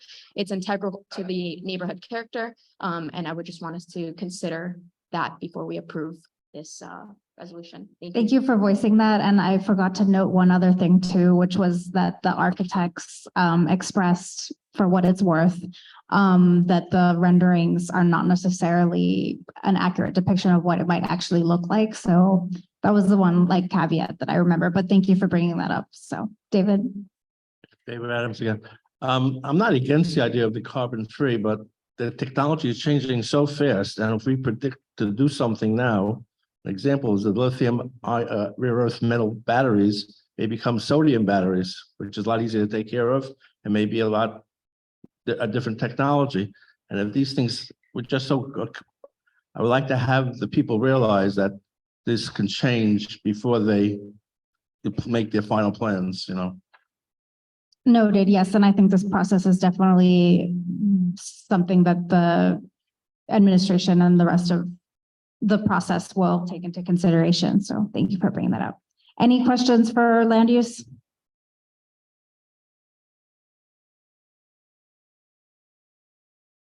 All right, seeing none, I'll move on to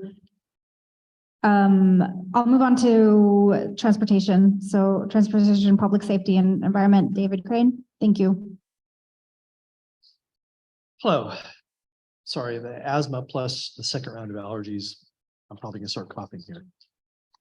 And I'm wearing a mask just in case. It's something else. Are there any questions? There were 4 motions that were passed. We can discuss or answer questions. Sorry, say that again. Sorry. If there are any questions or discussion about the motions we passed. I'm assuming that people have access to the vote sheet. Plus conserving my voice. Sorry, anybody on the Zoom? I just want to make sure we're not losing anyone here. Okay. Sorry. All right. Okay, thanks. Thanks, David. Okay, so moving on, is anybody here speaking on behalf of Trevor? I don't believe he's here today for Parks. Yes, I am. Okay, hi Kay, thank you. Please go ahead.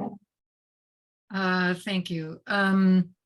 So Trevor will be back, but there are no resolutions. Jamil gave a long report, the parks manager for many of our parks, gave a long report on Tompkins. I think Susan covered a bunch of that.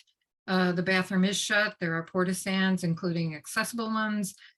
They're supposed to be getting additional district staff. Steve Simon wants a community meeting regarding the Allen Street malls and SDR Park. Pier 35, issues with vendors, taking it back to parks.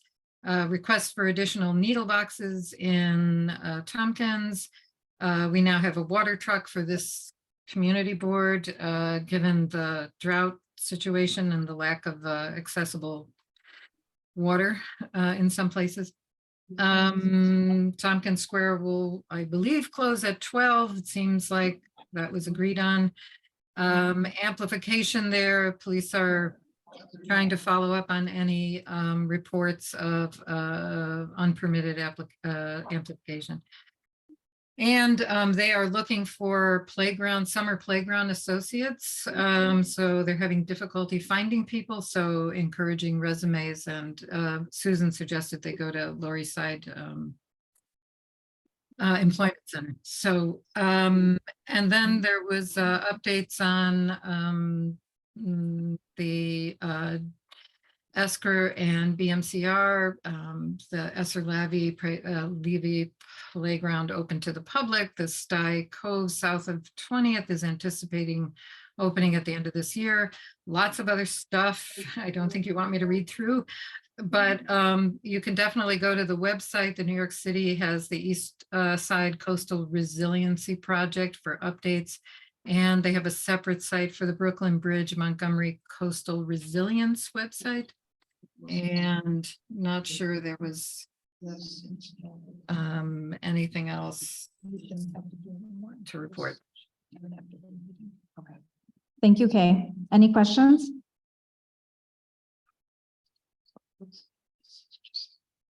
Oh, I'm sorry. One last, just so everybody knows that we've been promised a lot of extra staff, but the Parks Department has an austerity budget for 40+ years, and they're proposing further cuts. So that will affect all our parks, unless we say we don't want that. Thanks. Thank you, Kay.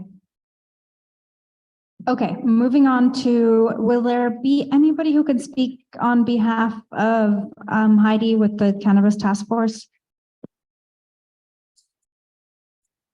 There's no member. There's no member here. Sorry, I said I can do it. Okay. I'll take this. Okay, for the Cannabis Task Force, there was one application for 85 Delancey. The person, the applicant, who is a member of this community and who is a justice involved applicant, came to the meeting, talked about his outreach efforts to the community, answered questions about his background. And I believe everyone was very pleased with the application. There was not a vote on it, and which is the reason for the second or for the other resolution. The executive committee we had discovered that our resolutions for justice-involved cannabis applications are not considered by the Office of Cannabis Management. They are, quote, put on record, which means they're put in a folder. And we are told that that the law does not allow the Cannabis Board to deny an application that has already received a provisional one from the Office of Cannabis Management. So because of that, we voted on the second, or on the resolution that you see here, which basically describes the process which had never been explained to any community board before, that there is no process for their resolutions to be considered. It explains the situation and says that Community Board 3 says that there's basically no value on voting and sending resolutions that are not considered, and urges Office of Cannabis Management to work with community boards and other municipalities to explain, and if necessary, develop a process to have a municipality opinions considered and the granting or denial explained. Now, this is for justice involved only. There will be a different process for regular retail, but we're going to get, I expect a good number of justice involved applications that were given 30 days to respond on, but that response means nothing. Any questions? It's bizarre. It's just bizarre.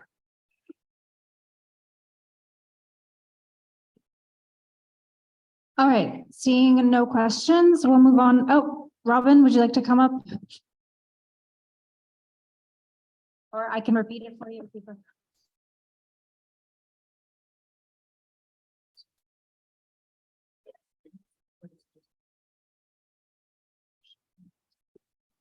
Thanks. This is a question for the Cannabis Task Force. I guess, is it addressed to Susan? She spoke about it? Yes, I was not there, so Susan, if you could address this. This is about the Cannabis Task Force. So if the what did you call them? The name for those permits? The justice involved. Yes, if the justice involved, we have no control over those, but don't we have, can we do more as a task force to try to prevent the licensed shops from opening? Can't the task force then change what its focus to trying to work toward getting rid of the non-licensed? No, that's an source? well, a couple of things. That's 100% enforcement, and we don't enforce. But the good news is that the state has just passed a law which will allow them. They've never been really able to enforce effectively. So now they will be. What we do is we give, as people complain about them, we put them on the list for the police department. The New York City is now just beginning to work with the state because of these new laws to be able to enforce. But there are so many, it's going to take a while, but they're going to start. Okay, so we'll have more involvement that way. Yes, simply by making sure that they're on the list. Okay, thanks, Susan. Go ahead. If we vote yes on cannabis item number 3, which I think is the one we're talking about right now, would we then not have the task force if we're saying we're not going to have keep sending resolutions to OCM? Well, you're saying to not have the task force? Well, if we're saying that our words are not being heard by OCM, so we're not going to keep writing resolutions, then does the task force still convene? Yeah, it was, people felt, so that was another part of what the executive committee decided. They had to decide whether or not to bring the application to the committee. And the committee felt, or the exec felt it was very important to hear the applicant. They're, member of the new business in our community. And I think at the committee, people asked a lot of questions, both public and the committee. They asked a lot of questions, and I think they thought it was very valuable to speak to him. So there will continue to be a task force focus on cannabis for CB3. As far as I know. Okay. No one has suggested, as far as I know, not doing that. And just, I think, related to cannabis, but also more broadly, when the new members fill out their preferences for what committees they want to join, is the task force included? And also, is this process done for all of the full board or just new members? Because the task force. That's all up to Tariq. I believe he was going to ask all members if they wanted changes, but that's all, something the board chair would decide. Got it. Okay, we'll follow up with him. Thank you. Sandra, do you have a question, or are you coming up for the report? Question. Okay. All right. So we'll move on to landmarks. Oh yeah. I'm sorry about that. Go ahead. Hi, I'm also on the task force. This was our second meeting, but I think it'd be remiss if I didn't say that at the first meeting, there was ample questions made to the representative with the DA's office. I believe the DA's office was there. Bragg, someone from Bragg's office was at the first task force meeting, correct? I believe there was someone there, and then I really don't remember. Okay, and I remember, if my memory doesn't fail me, we had a committee member that really took to task the importance of enforcement. And they went through a myriad of different things on why they couldn't do it, why it wasn't legal, and the options that they had by going to the sheriff's office, tasking fines to the landlord and things of that nature. However, there was nothing solidified on how they can actually enforce those that are bringing up illegal cannabis shops. And so as a task force, I think we did try to ask, when we had available people, ask a lot of questions, and in trying to enforcement on those illegal shops. So it is vital that the task force is there so that we do have at least a body of people that can take, speak to the elected officials and have someone accountable for the things that the community is asking for. And we're asking, a lot of community members are asking for those illegal shops to be closed. How do we close them? How do we enforce getting rid of those shops? So this particular meeting, this hearing, we didn't discuss that, but the first one, we really did spend as much time as possible trying to figure out how the community can have these illegal shops closed. So I don't want to think that the task force was just hearing applications. There was a time when our first meeting, that we did try to take to task city agencies and closing out shops. So I just wanted to say that. Okay, any other questions? Sandra, if you don't mind, can we go to Richard, this next on the list? Economic development? Yeah. Richard, go ahead. It'll be short. Yeah. For those who've been involved with the board, and for those who know the process that we went through for the approval of the property on 14th Street, we had an informational update, as it says in the minutes, and we discussed what their current status is and what their expectation is for the next 2-3 years. The building is essentially completed, and they are flushing out the activities that will be using that facility and the community's input in it. And the Community Advisory Board, consisting of several community board members, including our acting chair, are closely involved with the work of that organization. Are there any questions about this?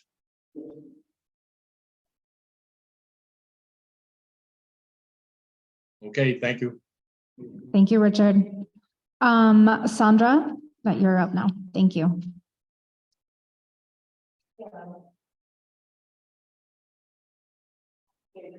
This is exciting for me. It's my first as chair of Landmark, so bear with me, everybody. So we had a certificate of appropriateness.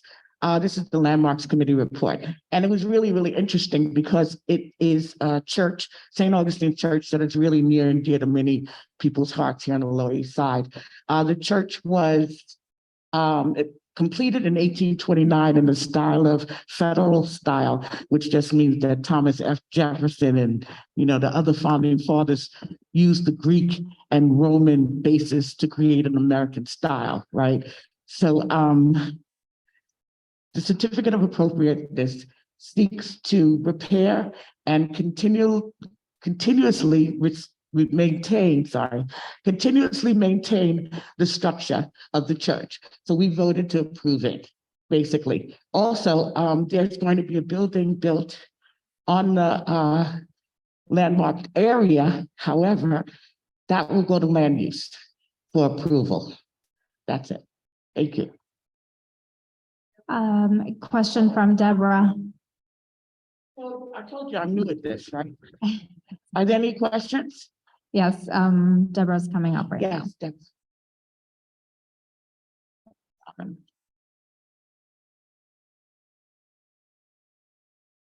The question is about the 21-story mixed-use building. Those 119 affordable residential units, are those the only residential units that will be going in that building, or will there be market rate apartments as well? Well, it's going to be a mixed use. Like I said, that portion of it is going to land use for the specifics and approval. But it's going to be actually 60% luxury, 40% affordable, but mixed use. But they're also going to be helping and working together with Henry Street Settlement. So their community space is also going to be, you know, working for the community. So it's really a great project. The most important thing is that it's going to restore the church. I mean, intrinsically, let's say it now, but it's going to restore much needed things in exchange, and it's going to be maintaining the structure. All right, thank you. Robin had one more question. Sorry, I gotta go. Robin, yes.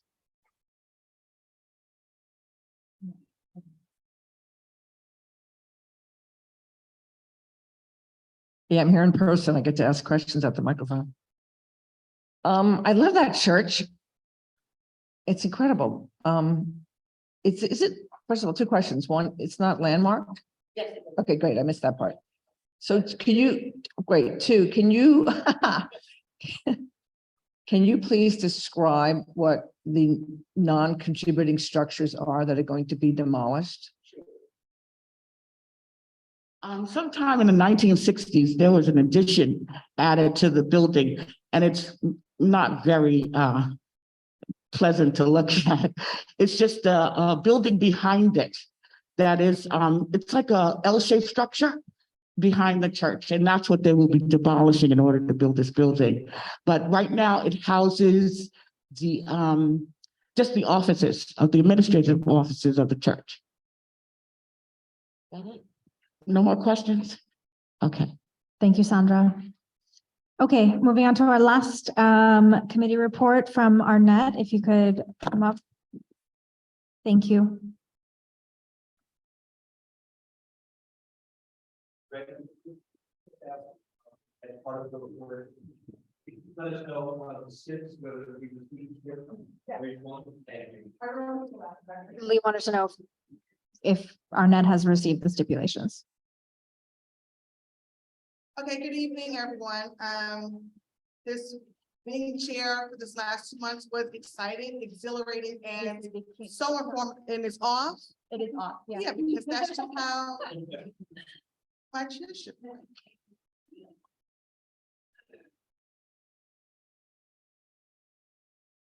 Hello, hello. I don't know. I thought it was on before, so I don't know.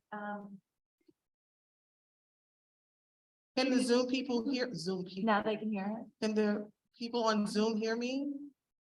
No. Can you say, I don't know? Hello? Hello? Yes, okay, better now. It's better now? Yes. I'm really close to it, maybe that's why. Yeah. Okay, good evening. I've lost the vigor that I had a little earlier. Good evening. This SLA committee meeting. Let's see. Amanda, do you want me to do the 5 last or? We can pull it up now, just Okay. get it out of the way. Okay, we had several applications. Every application that was every resolution that we will present had stipulations on them. Lee? So you receive the SIPs. We received six, yeah, for all the applications and resolutions that we're presenting today. Okay, unfortunately, application number 5 is not, was not printed out, so we'll have to use the screen above. I'm sorry about that. I think that's probably as big as we can get it. I can zoom in a bit. Okay, I'll speak briefly about the applicant. Application number 5 is Venue LLC, 21 Avenue B, and it's requesting a wine and beer license. This particular venue is going to be open only 3 days out the week. And those days would be, go to the application. Because I'm old and I like paper. So. Thursday through Saturday.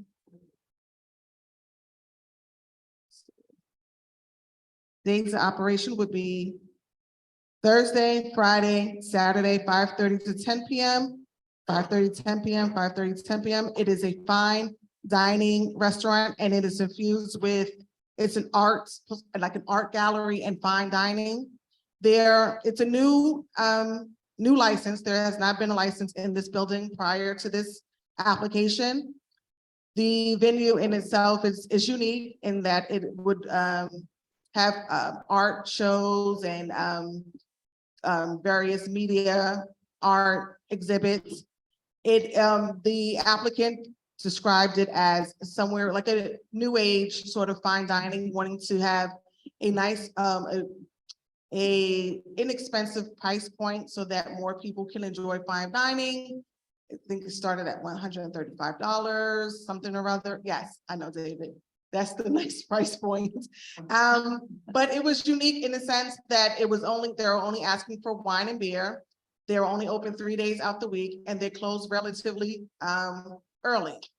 The applicant expressed the desire that people come and just enjoy fine dining. If they choose to have later drinks or enjoy nightlife, they can go to the other open establishments within the city, within the area or within the city. But their main focus was to provide fine dining and art and an artsy experience. That application was approved unanimously by the committee. And I think the sticking point is that it's a wine and beer license only, and it will close at 10 p.m. and it's not one of the late night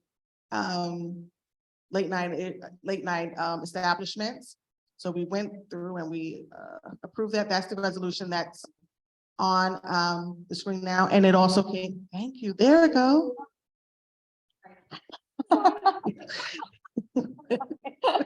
It's okay. And it also came with steps provided that it would close and open at the time that is on the application. All right, and let's see.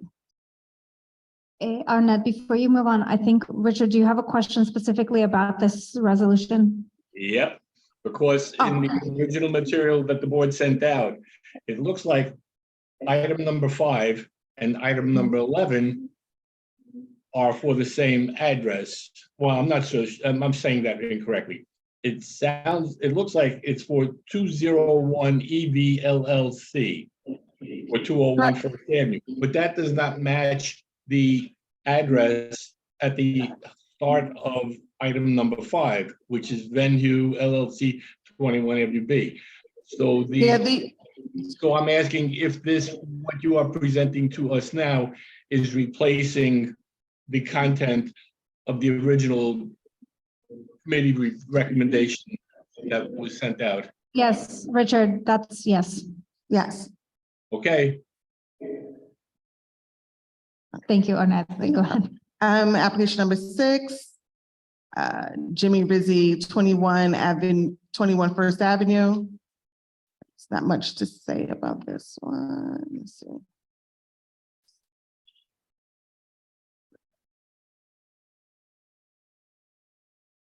Okay.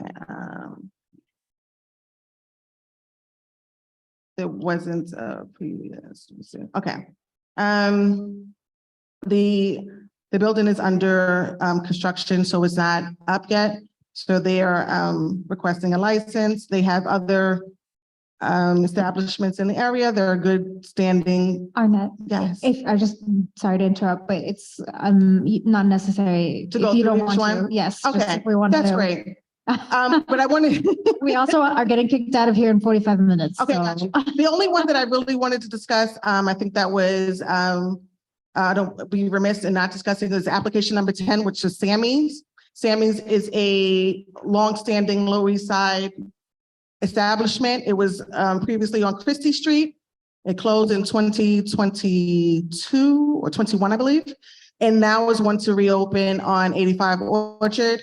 It was contentious for a little while prior to the applicant coming in and presenting, but they met with the community and actually had a MOA, a memorandum of agreement, MOU. And what that basically means is that they sat with the community and the applicant and the community got together and decided what steps that they would like to put in place in order to operate. What I find so great about that is it really brings in community. The community is okay with it, is also in an area that is saturated. So it was important that the community had buy-in. And the community sat through the whole weekend and the applicant actually, what's the initials again? Memorandum of understanding, and they both had it notarized and submitted to us about 6 o'clock before our meeting. So we didn't really get to go into it as in depth as we wanted to, but we did take the time to go through it as much as we could and add it on to the stipulations, the meat of it. But I would like to vote to add the MUA added on to the application submission with the step, because the MUA was, thank you. I'm just going to say M, and you guys know exactly what I'm talking about. The M was very detailed. And from my understanding from our conversations and the debate during our meeting, it was unprecedented on this side that it was so detailed because it went into the actual name of soundproofing that was going to be used and details that we normally don't always have, but we have in the past stipulated how soundproofing or what soundproofing should look like. But because the community and the applicant sat together and decided what would be best for the establishment, I think it says a lot. And we had I had the opportunity during the AAPI, my initials are awful, but at MCC on 197 East Broadway, where Grace Lee and the Borough Manhattan president had a event. One of the commissioners for SLA was there, and I had an opportunity to speak with her and follow up with her. And she actually said, go ahead and submit the agreement, the M, with the STIP and the resolution, and we'll review it as a package. So I thought that was great information. So I would like to amend to add on the M to the STIP and resolution. And that's it. If anyone has any questions. Yes, Sarah. Yeah, David, tell me about the parliamentary.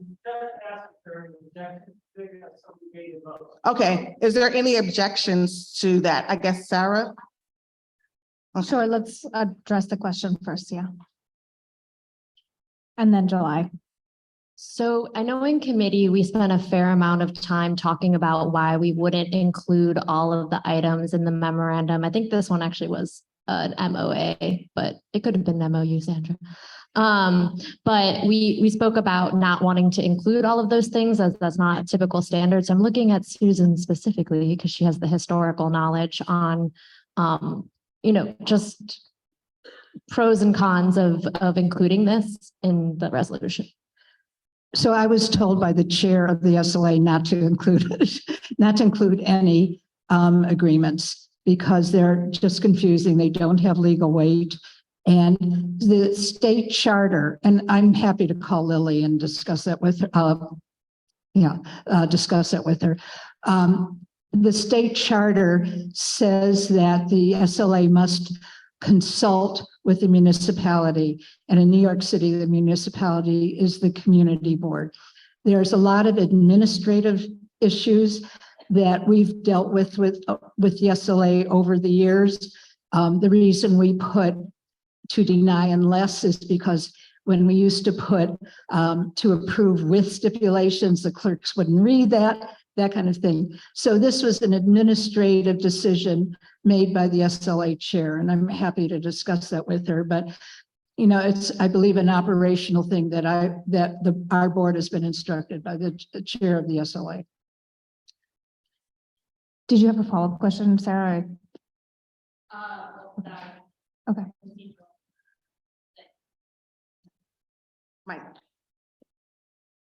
I just asked what's the next procedural step, just given that, because that's a conversation, obviously, none of us were in, so. Let me field a couple more questions, July, and then a member of the public. Thank you. I just want to congratulate the SLA committee and the chair on the smooth resolution and treatment of this application that that was accompanied by a memorandum of understanding, a memorandum of agreement. Might this be something that the committee will use as a model or as one way to treat future applications to get the applicant and the community members together, and perhaps the committee or members of the committee be the mediator in between? Something to consider. I was on the Community Board 5, their SLA committee for 3 years, and that's something that happened quite often. I also want to add, including the stipulation with the application to the SLA. At Community Board 5, we did that as well quite often. Thank you. What was there? I thought it was more of a statement. What was the question? The question was about using it as a model. So using it as a model. Oh, okay. Well, as I was saying earlier, I thought it was commendable with the community. I think it sets a precedent that the community has a viable stake in what goes into it. I think it sets a precedent that the community board is a place where community can come and speak. That's my opinion on it. Susan, the legality of it and the history of CB3, I can't speak on, but that's my take. Go ahead. Okay, I'll let Susan respond. Yeah, so we do that. First of all, on the stipulations, we send every stipulation. Block associations for years have come to agreements and sent us the agreement. So that is a very good model, and the committee always takes their agreements into consideration when they create these stipulations. And it looks like David has more he wants to say, but yes, we always accept those, the committee has always accepted that as part of the stipulations. Go ahead. Yeah. Yeah, we got seriously bogged down on this at committee and so refresh my memory on what happened. At the meeting, I was advocating for picking up all of at least the sound control measures that were in the STIPs, and those are the important part. And we discussed this. Clint was going to create the actual STIPs, including more information than we actually had. Did that happen? Did you believe that? Okay. I believe you did. I gotta review the step again, but I believe you did, but go ahead. I'd be interested in including those exact STIPs as opposed to the longer list that came from them. One of those items said that they shall use a particular business, and that's something that the board really should not include in our STIPs. It's fine, and I'm sure I'm sure the same as Romanian is going to do all the things they've agreed to. We just want to have the important ones memorialized in our own STIPs, and I believe that they were. So, is it possible to have these STIPs that Clint has? I was looking for them earlier today and didn't see them in my emails. If you're on Zoom, yeah, okay. But the important STIPs were things like some pretty thick windows. It's just a 3-story structure. There'll be no use of the backyard ever. The windows, this is going to be, there's going to be a lot of bar mitzvahs there, for instance. So the windows are going to have rather thick windows. And there was a number of things. There was something about the type of amplification that could be done. Like, for instance, only the keyboardist would be amplified, and other things like that. And those are in the actual STIP. So I think that we should put, that's the STIPs that it is going to be in front of the SLA that they have agreed to. And so if we can include those into the motion tonight, that would then be, in our permanent vote sheet, because that's what people are going to be looking to. I'd be more comfortable doing that than, I'm not sure what it really means to send up the other one with it. We'd have to phrase it somehow that's, saying. I'm told that, I'm told by this. I understand, Susan. I don't know what that would look like, actually, the language that we would have. Anyway, that's what I would prefer that we do, is just put the actual STIPs into our motion. We don't have them in front of us tonight, but they are the ones that the applicant has already signed. There's always been a little bifurcation between the list of STIPs that appear on the vote sheet and the list of STIPs that they actually sign. Usually it's more in the nature of grammatical, but this time it's quite a bit stronger. If you would like to respond, Arnett, you can, and then Sarah. Okay, so this is me going all or nothing. This is my last chair day, so I'm just like, I'm going for it. So I hear David, and what is most important to me is that strong stipulations are in place. That's what's most important to me. And also the secondary is that that the community is heard, and the STIPs that are put in are also going to better the community, or at least keep them satisfied with the new business. So in saying that, I'm thinking now, I'm leaning really more towards what Dave is saying, but I wanted to ensure that what is on the M is on the STIP as best as we can. And if there was a possibility of promoting the M with the STIP and resolution, I wanted to try that as well. If in fact that there is particular language that we have to include that would take a little longer in implementing and ensuring that the M and the STIP and the resolution are all read properly, I would not want to throw out the baby with the bathwater and all that good stuff. I think that I would move now more towards having the STIP that Clint, I have to read again. STIP and ensuring that the soundproofing and the television monitors, the sounds are also in play. And then hopefully that this would be something that we can look at in the future so that there is wording so that when there is another M involved, that we can have a better grasp on what would be approved and help the community build together something that we can send rather than having to belabor this particular sort of thing. But is that clear or am I?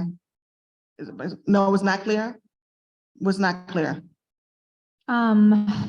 All right, because Okay. we're close. Okay, Sarah. Let me, yeah, Sarah and then Deborah, and I have one other person. So my understanding is Arnett is, as chair, our chair is proposing that instead of attaching the memorandum of understanding or agreement that the community shared with us in the meeting to the resolution we're voting on tonight, that instead the alternative proposal is to have specific stipulations which were crafted potentially, unclear if they were yet, but potential stipulations that were crafted based on that MOA, though not including everything in that MOA here. I would like to say I don't think we should do that because again, we did discuss this in committee. The chair did end debate on it in committee. There are tangible things we did add to this resolution that we do not typically add for applicants that the applicant has agreed to and has signed. So one thing, for instance, if you look at the item, this is page 10, number 5, it will play music only consisting of recorded and live music, which we typically have, a keyboardist and a singer specifically, that is inaudible in the building's residential apartments. So this was a key point that came up in the meeting. We typically, for the new members and for folks not on SLA and not following us at home normally, we don't typically have something about the actual volume of the music reaching the residential units. And to me, that's the thing that's most important to us. Yes, we want the measures that we're talking about here, but ultimately we want those measures to be effective. So from my perspective, adding in installing this glass of this thickness or, this type of measure that we wouldn't typically have, it's kind of useless if it doesn't have the end goal of making sure that people are not disturbed in their homes. So I do feel that this resolution goes above and beyond to achieve the goals that we want to achieve. I know Susan stated in that committee meeting very specifically things that we should or shouldn't include based on what the SLA will or will not consider. And so I do also, I don't know if she has additional comments to add, but there was a reason we did not go further in the committee. And so I don't think that we should open it up here. Thank you. We actually decided at committee to include all of those things and that Clint was going to do it after the meeting. We were not going to get bogged down with the exact language at the meeting. And unfortunately, we just don't have that here. The STIPs that Sammy's Romanian have signed do have all those details. And so they properly do belong in our motion tonight. It's not different. It's not, it's capturing what Sammy's, what Sammy has already agreed to by signing the actual STIPs, which we don't have in front of us. Deborah had a question first and then Lee. Okay, The question is, what would we be voting on? okay. The stipulations that Clint has exist. Yes, They do not do. correct. And we're being asked to vote On something you can't say. on something that is not. That's not in the vote. That, am I understanding this? We never have the stipulations here because the stipulations are supposed to reflect the resolution. In this case, it was decided at the committee to put more stuff in the STIPs. But that did not negate, it was details like these glass should be 2 inches thick. But I also want to just add, as far as the MOU is being sent to the SLA by the community group. We all agree that they should be doing that. Okay, so, so basically is that clearer? somewhat. It's the stipulations that we have are basically what's outlined in the resolution. However, the stipulation is a little bit more detailed, as you noted, the sound. In the stipulation, it has the tube glass, blah, blah, blah, that's in the MOU, which has it a little, they signed it. Everyone signed it. The community signed the MOU with the applicant. The applicant was very insistent during the meeting on having the items that they hashed out with the community inside the stipulation. The actual applicant, the people that are asking for the permit, asked for the MOU, MW, what the M in the stip as well. Okay. Do you want to close? I had, David, did you have a question? And then Sandra and Robin, but okay, let's just try and keep this brief. We're running out of time. Your question, I have to repeat it for everyone for posterity. So say it again. If you could put among the stipulations that they will not operate per the MOU. Say that again. Sorry, No, we can't do that. Okay. Okay. All right. I agree with that. Who else was gonna come? Would anybody like to? Yeah, there was him and then Robin, I think. Okay, Sandra and then Robin. Okay. Okay.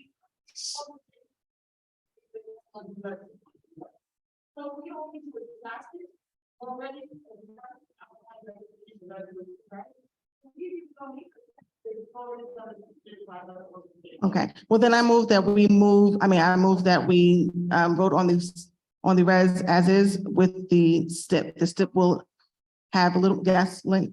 So are we talking about this stip as well? Or is it just what's in this document? We're talking about the resolution and the stip. The stip is not Clint stip, it's the steps that we would normally attach to it. I second. Okay. Well, we need to vote on this, or because theoretically we're just voting on what, yes, so we don't need to vote on this motion or anything. Okay, Robin? I will repeat it for you or try and paraphrase your question.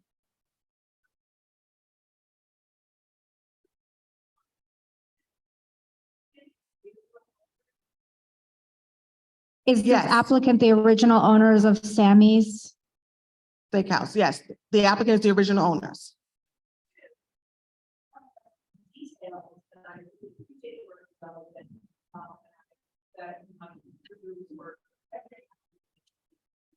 I would like to put in a change recommendation section talk about on number 5 that everybody is all on the board of lettering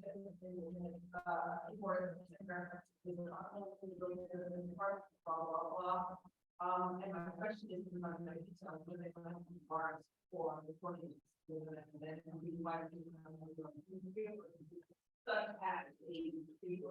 No, Robin's question, if I'm paraphrasing correctly, has to do with a change to item number 5 in this resolution. What?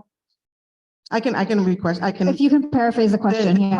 The question is that the resolution stipulates that there's only amplified music with the keyboard. What if the owner would like to have a guitarist or another instrument amplified?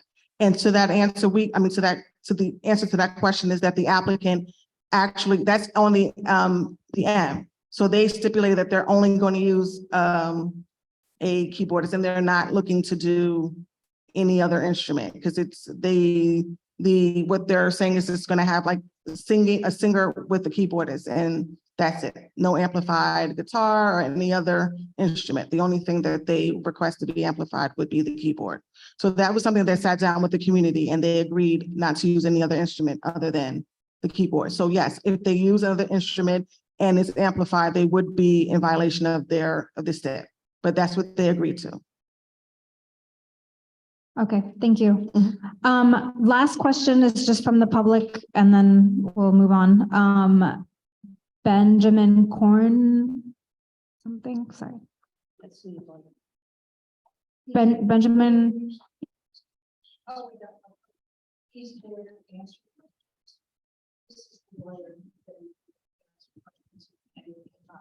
Was there a question for the lawyer? did, okay, did anyone pose a question to the lawyer? I don't believe so. Yeah, no, I just, my name's Benjamin Corngut. I'm the attorney for. I'm sorry to interrupt you, but you're not allowed to speak. Sorry, I'm sorry. I'm just acting chair right now, still getting my bearings, so apologies. I don't see any questions from our members, so, yeah, I'm sorry about that. Thank you, though. Okay, I believe we can move on to a roll call vote to adjourn and vote on the resolutions. So I move to do that. And Laura, if you could take it away.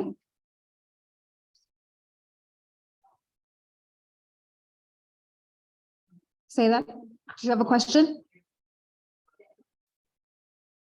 Okay, David Crane is our parliamentarian, so he'll just say a few words about this voting adjournment procedure. Well, this is the calendar agenda, right? So this is about what the community board does. Other parliamentary bodies will call this their calendar agenda. So we're going to vote on everything in one single vote tonight.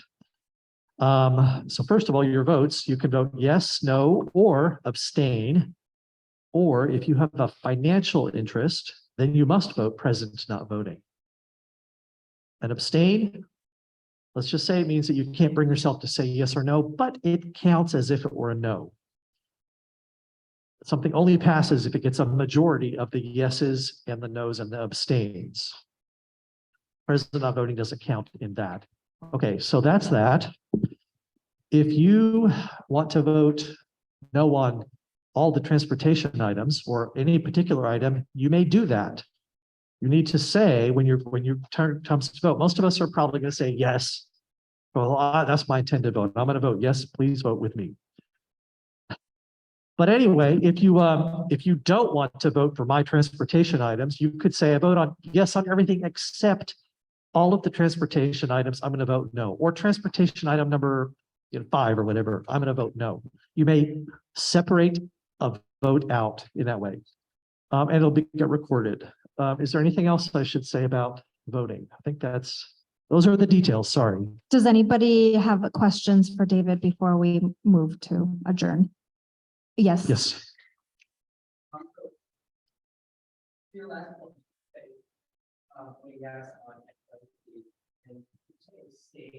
Oh, yeah. Absolutely. You may abstain on any item. You may divide your own vote any way that you want.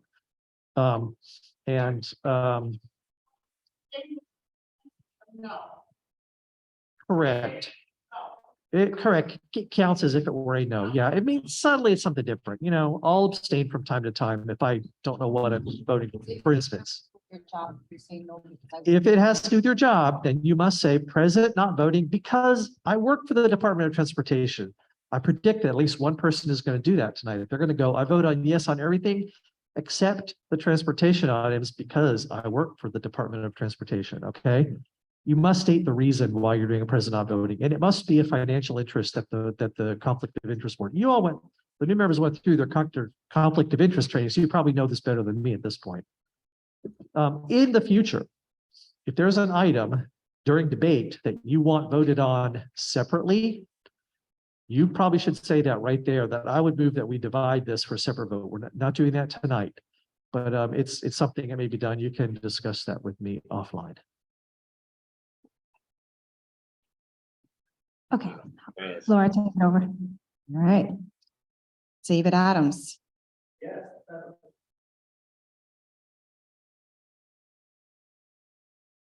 Sarah Bachu. Lee Berman. Yes, except no landmarks of their land use number 3 and no on SFA item E. Solomon.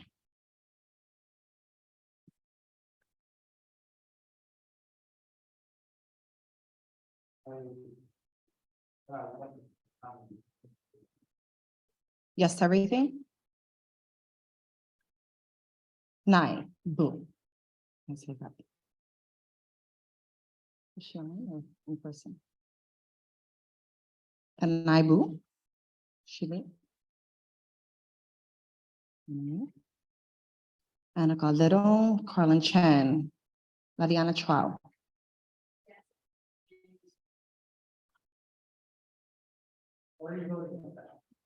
Is a no to land use number 2?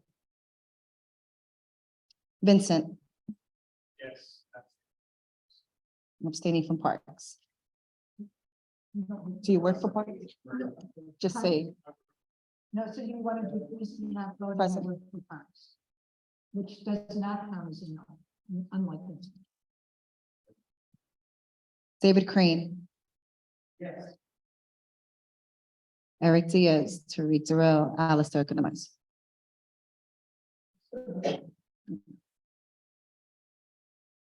Jamie Felber, Larry Finn.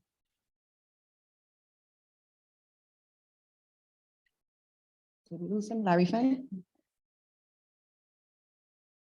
Oh, okay. Naoma Fafana? Yes. Catherine Freed? Ryan Gillum? Deborah Glass? Jay Gold, Andrea Goldillo, Yes. Herman Hewitt, Trevor Holland, Valentina Jones, Kelvin Joyner, Nancy Kong. No to land use 2. Michelle Cooper Smith. That's wonderful. Diane Lake, Mei Lee, Michael Laveria.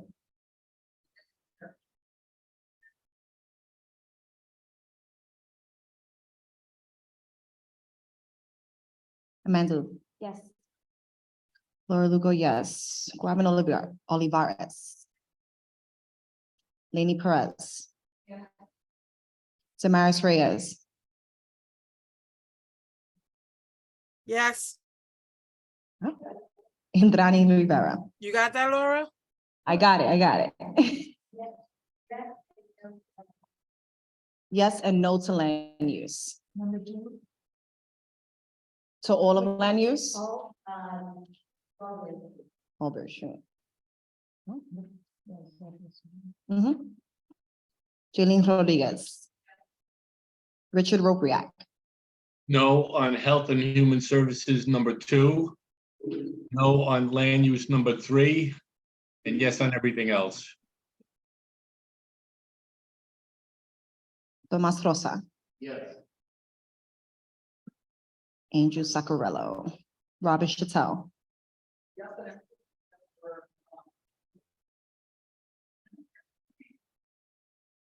No to land use number 2. Number 2. That's land use. To 70 Mulberry Street. Number 2. So land use number 2. And that was a no, Robin? Thank you. Arnett Scott.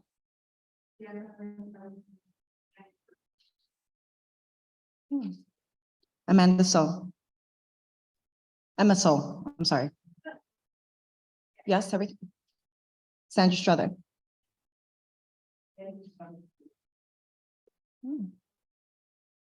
Daniel Sanal. Josephine Velez. Yes. Rodney Washington. I got you, Josephine. I got you. Thank you. Thank you. Joshua Waterman. Kathleen Webster. Yep. July Yang. Yes on everything except land use number 3. Number 3. Yes. All right. Thank you, CB3.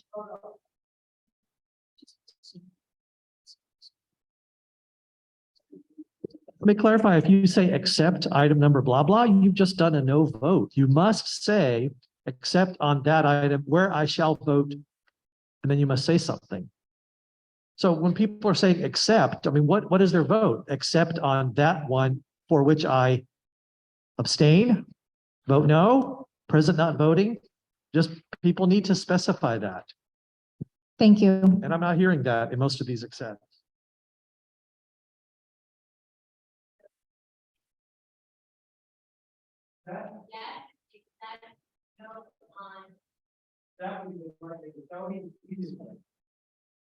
Okay, so for future reference, we're gonna say yes, except no to land use number 2. Right, unless they intend another one, but yes, they must say what is not a yes vote, because there are 3 other options. They can't just say, yeah, accept. Okay. I mean, technically, if they say accept, that's an abstain. Which I guess is equivalent to. Go.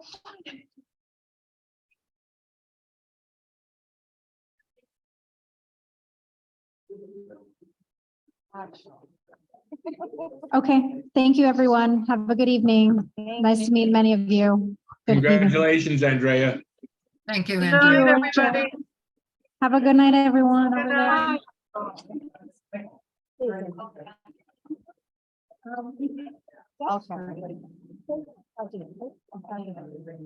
Hey, Solomon, how you feeling?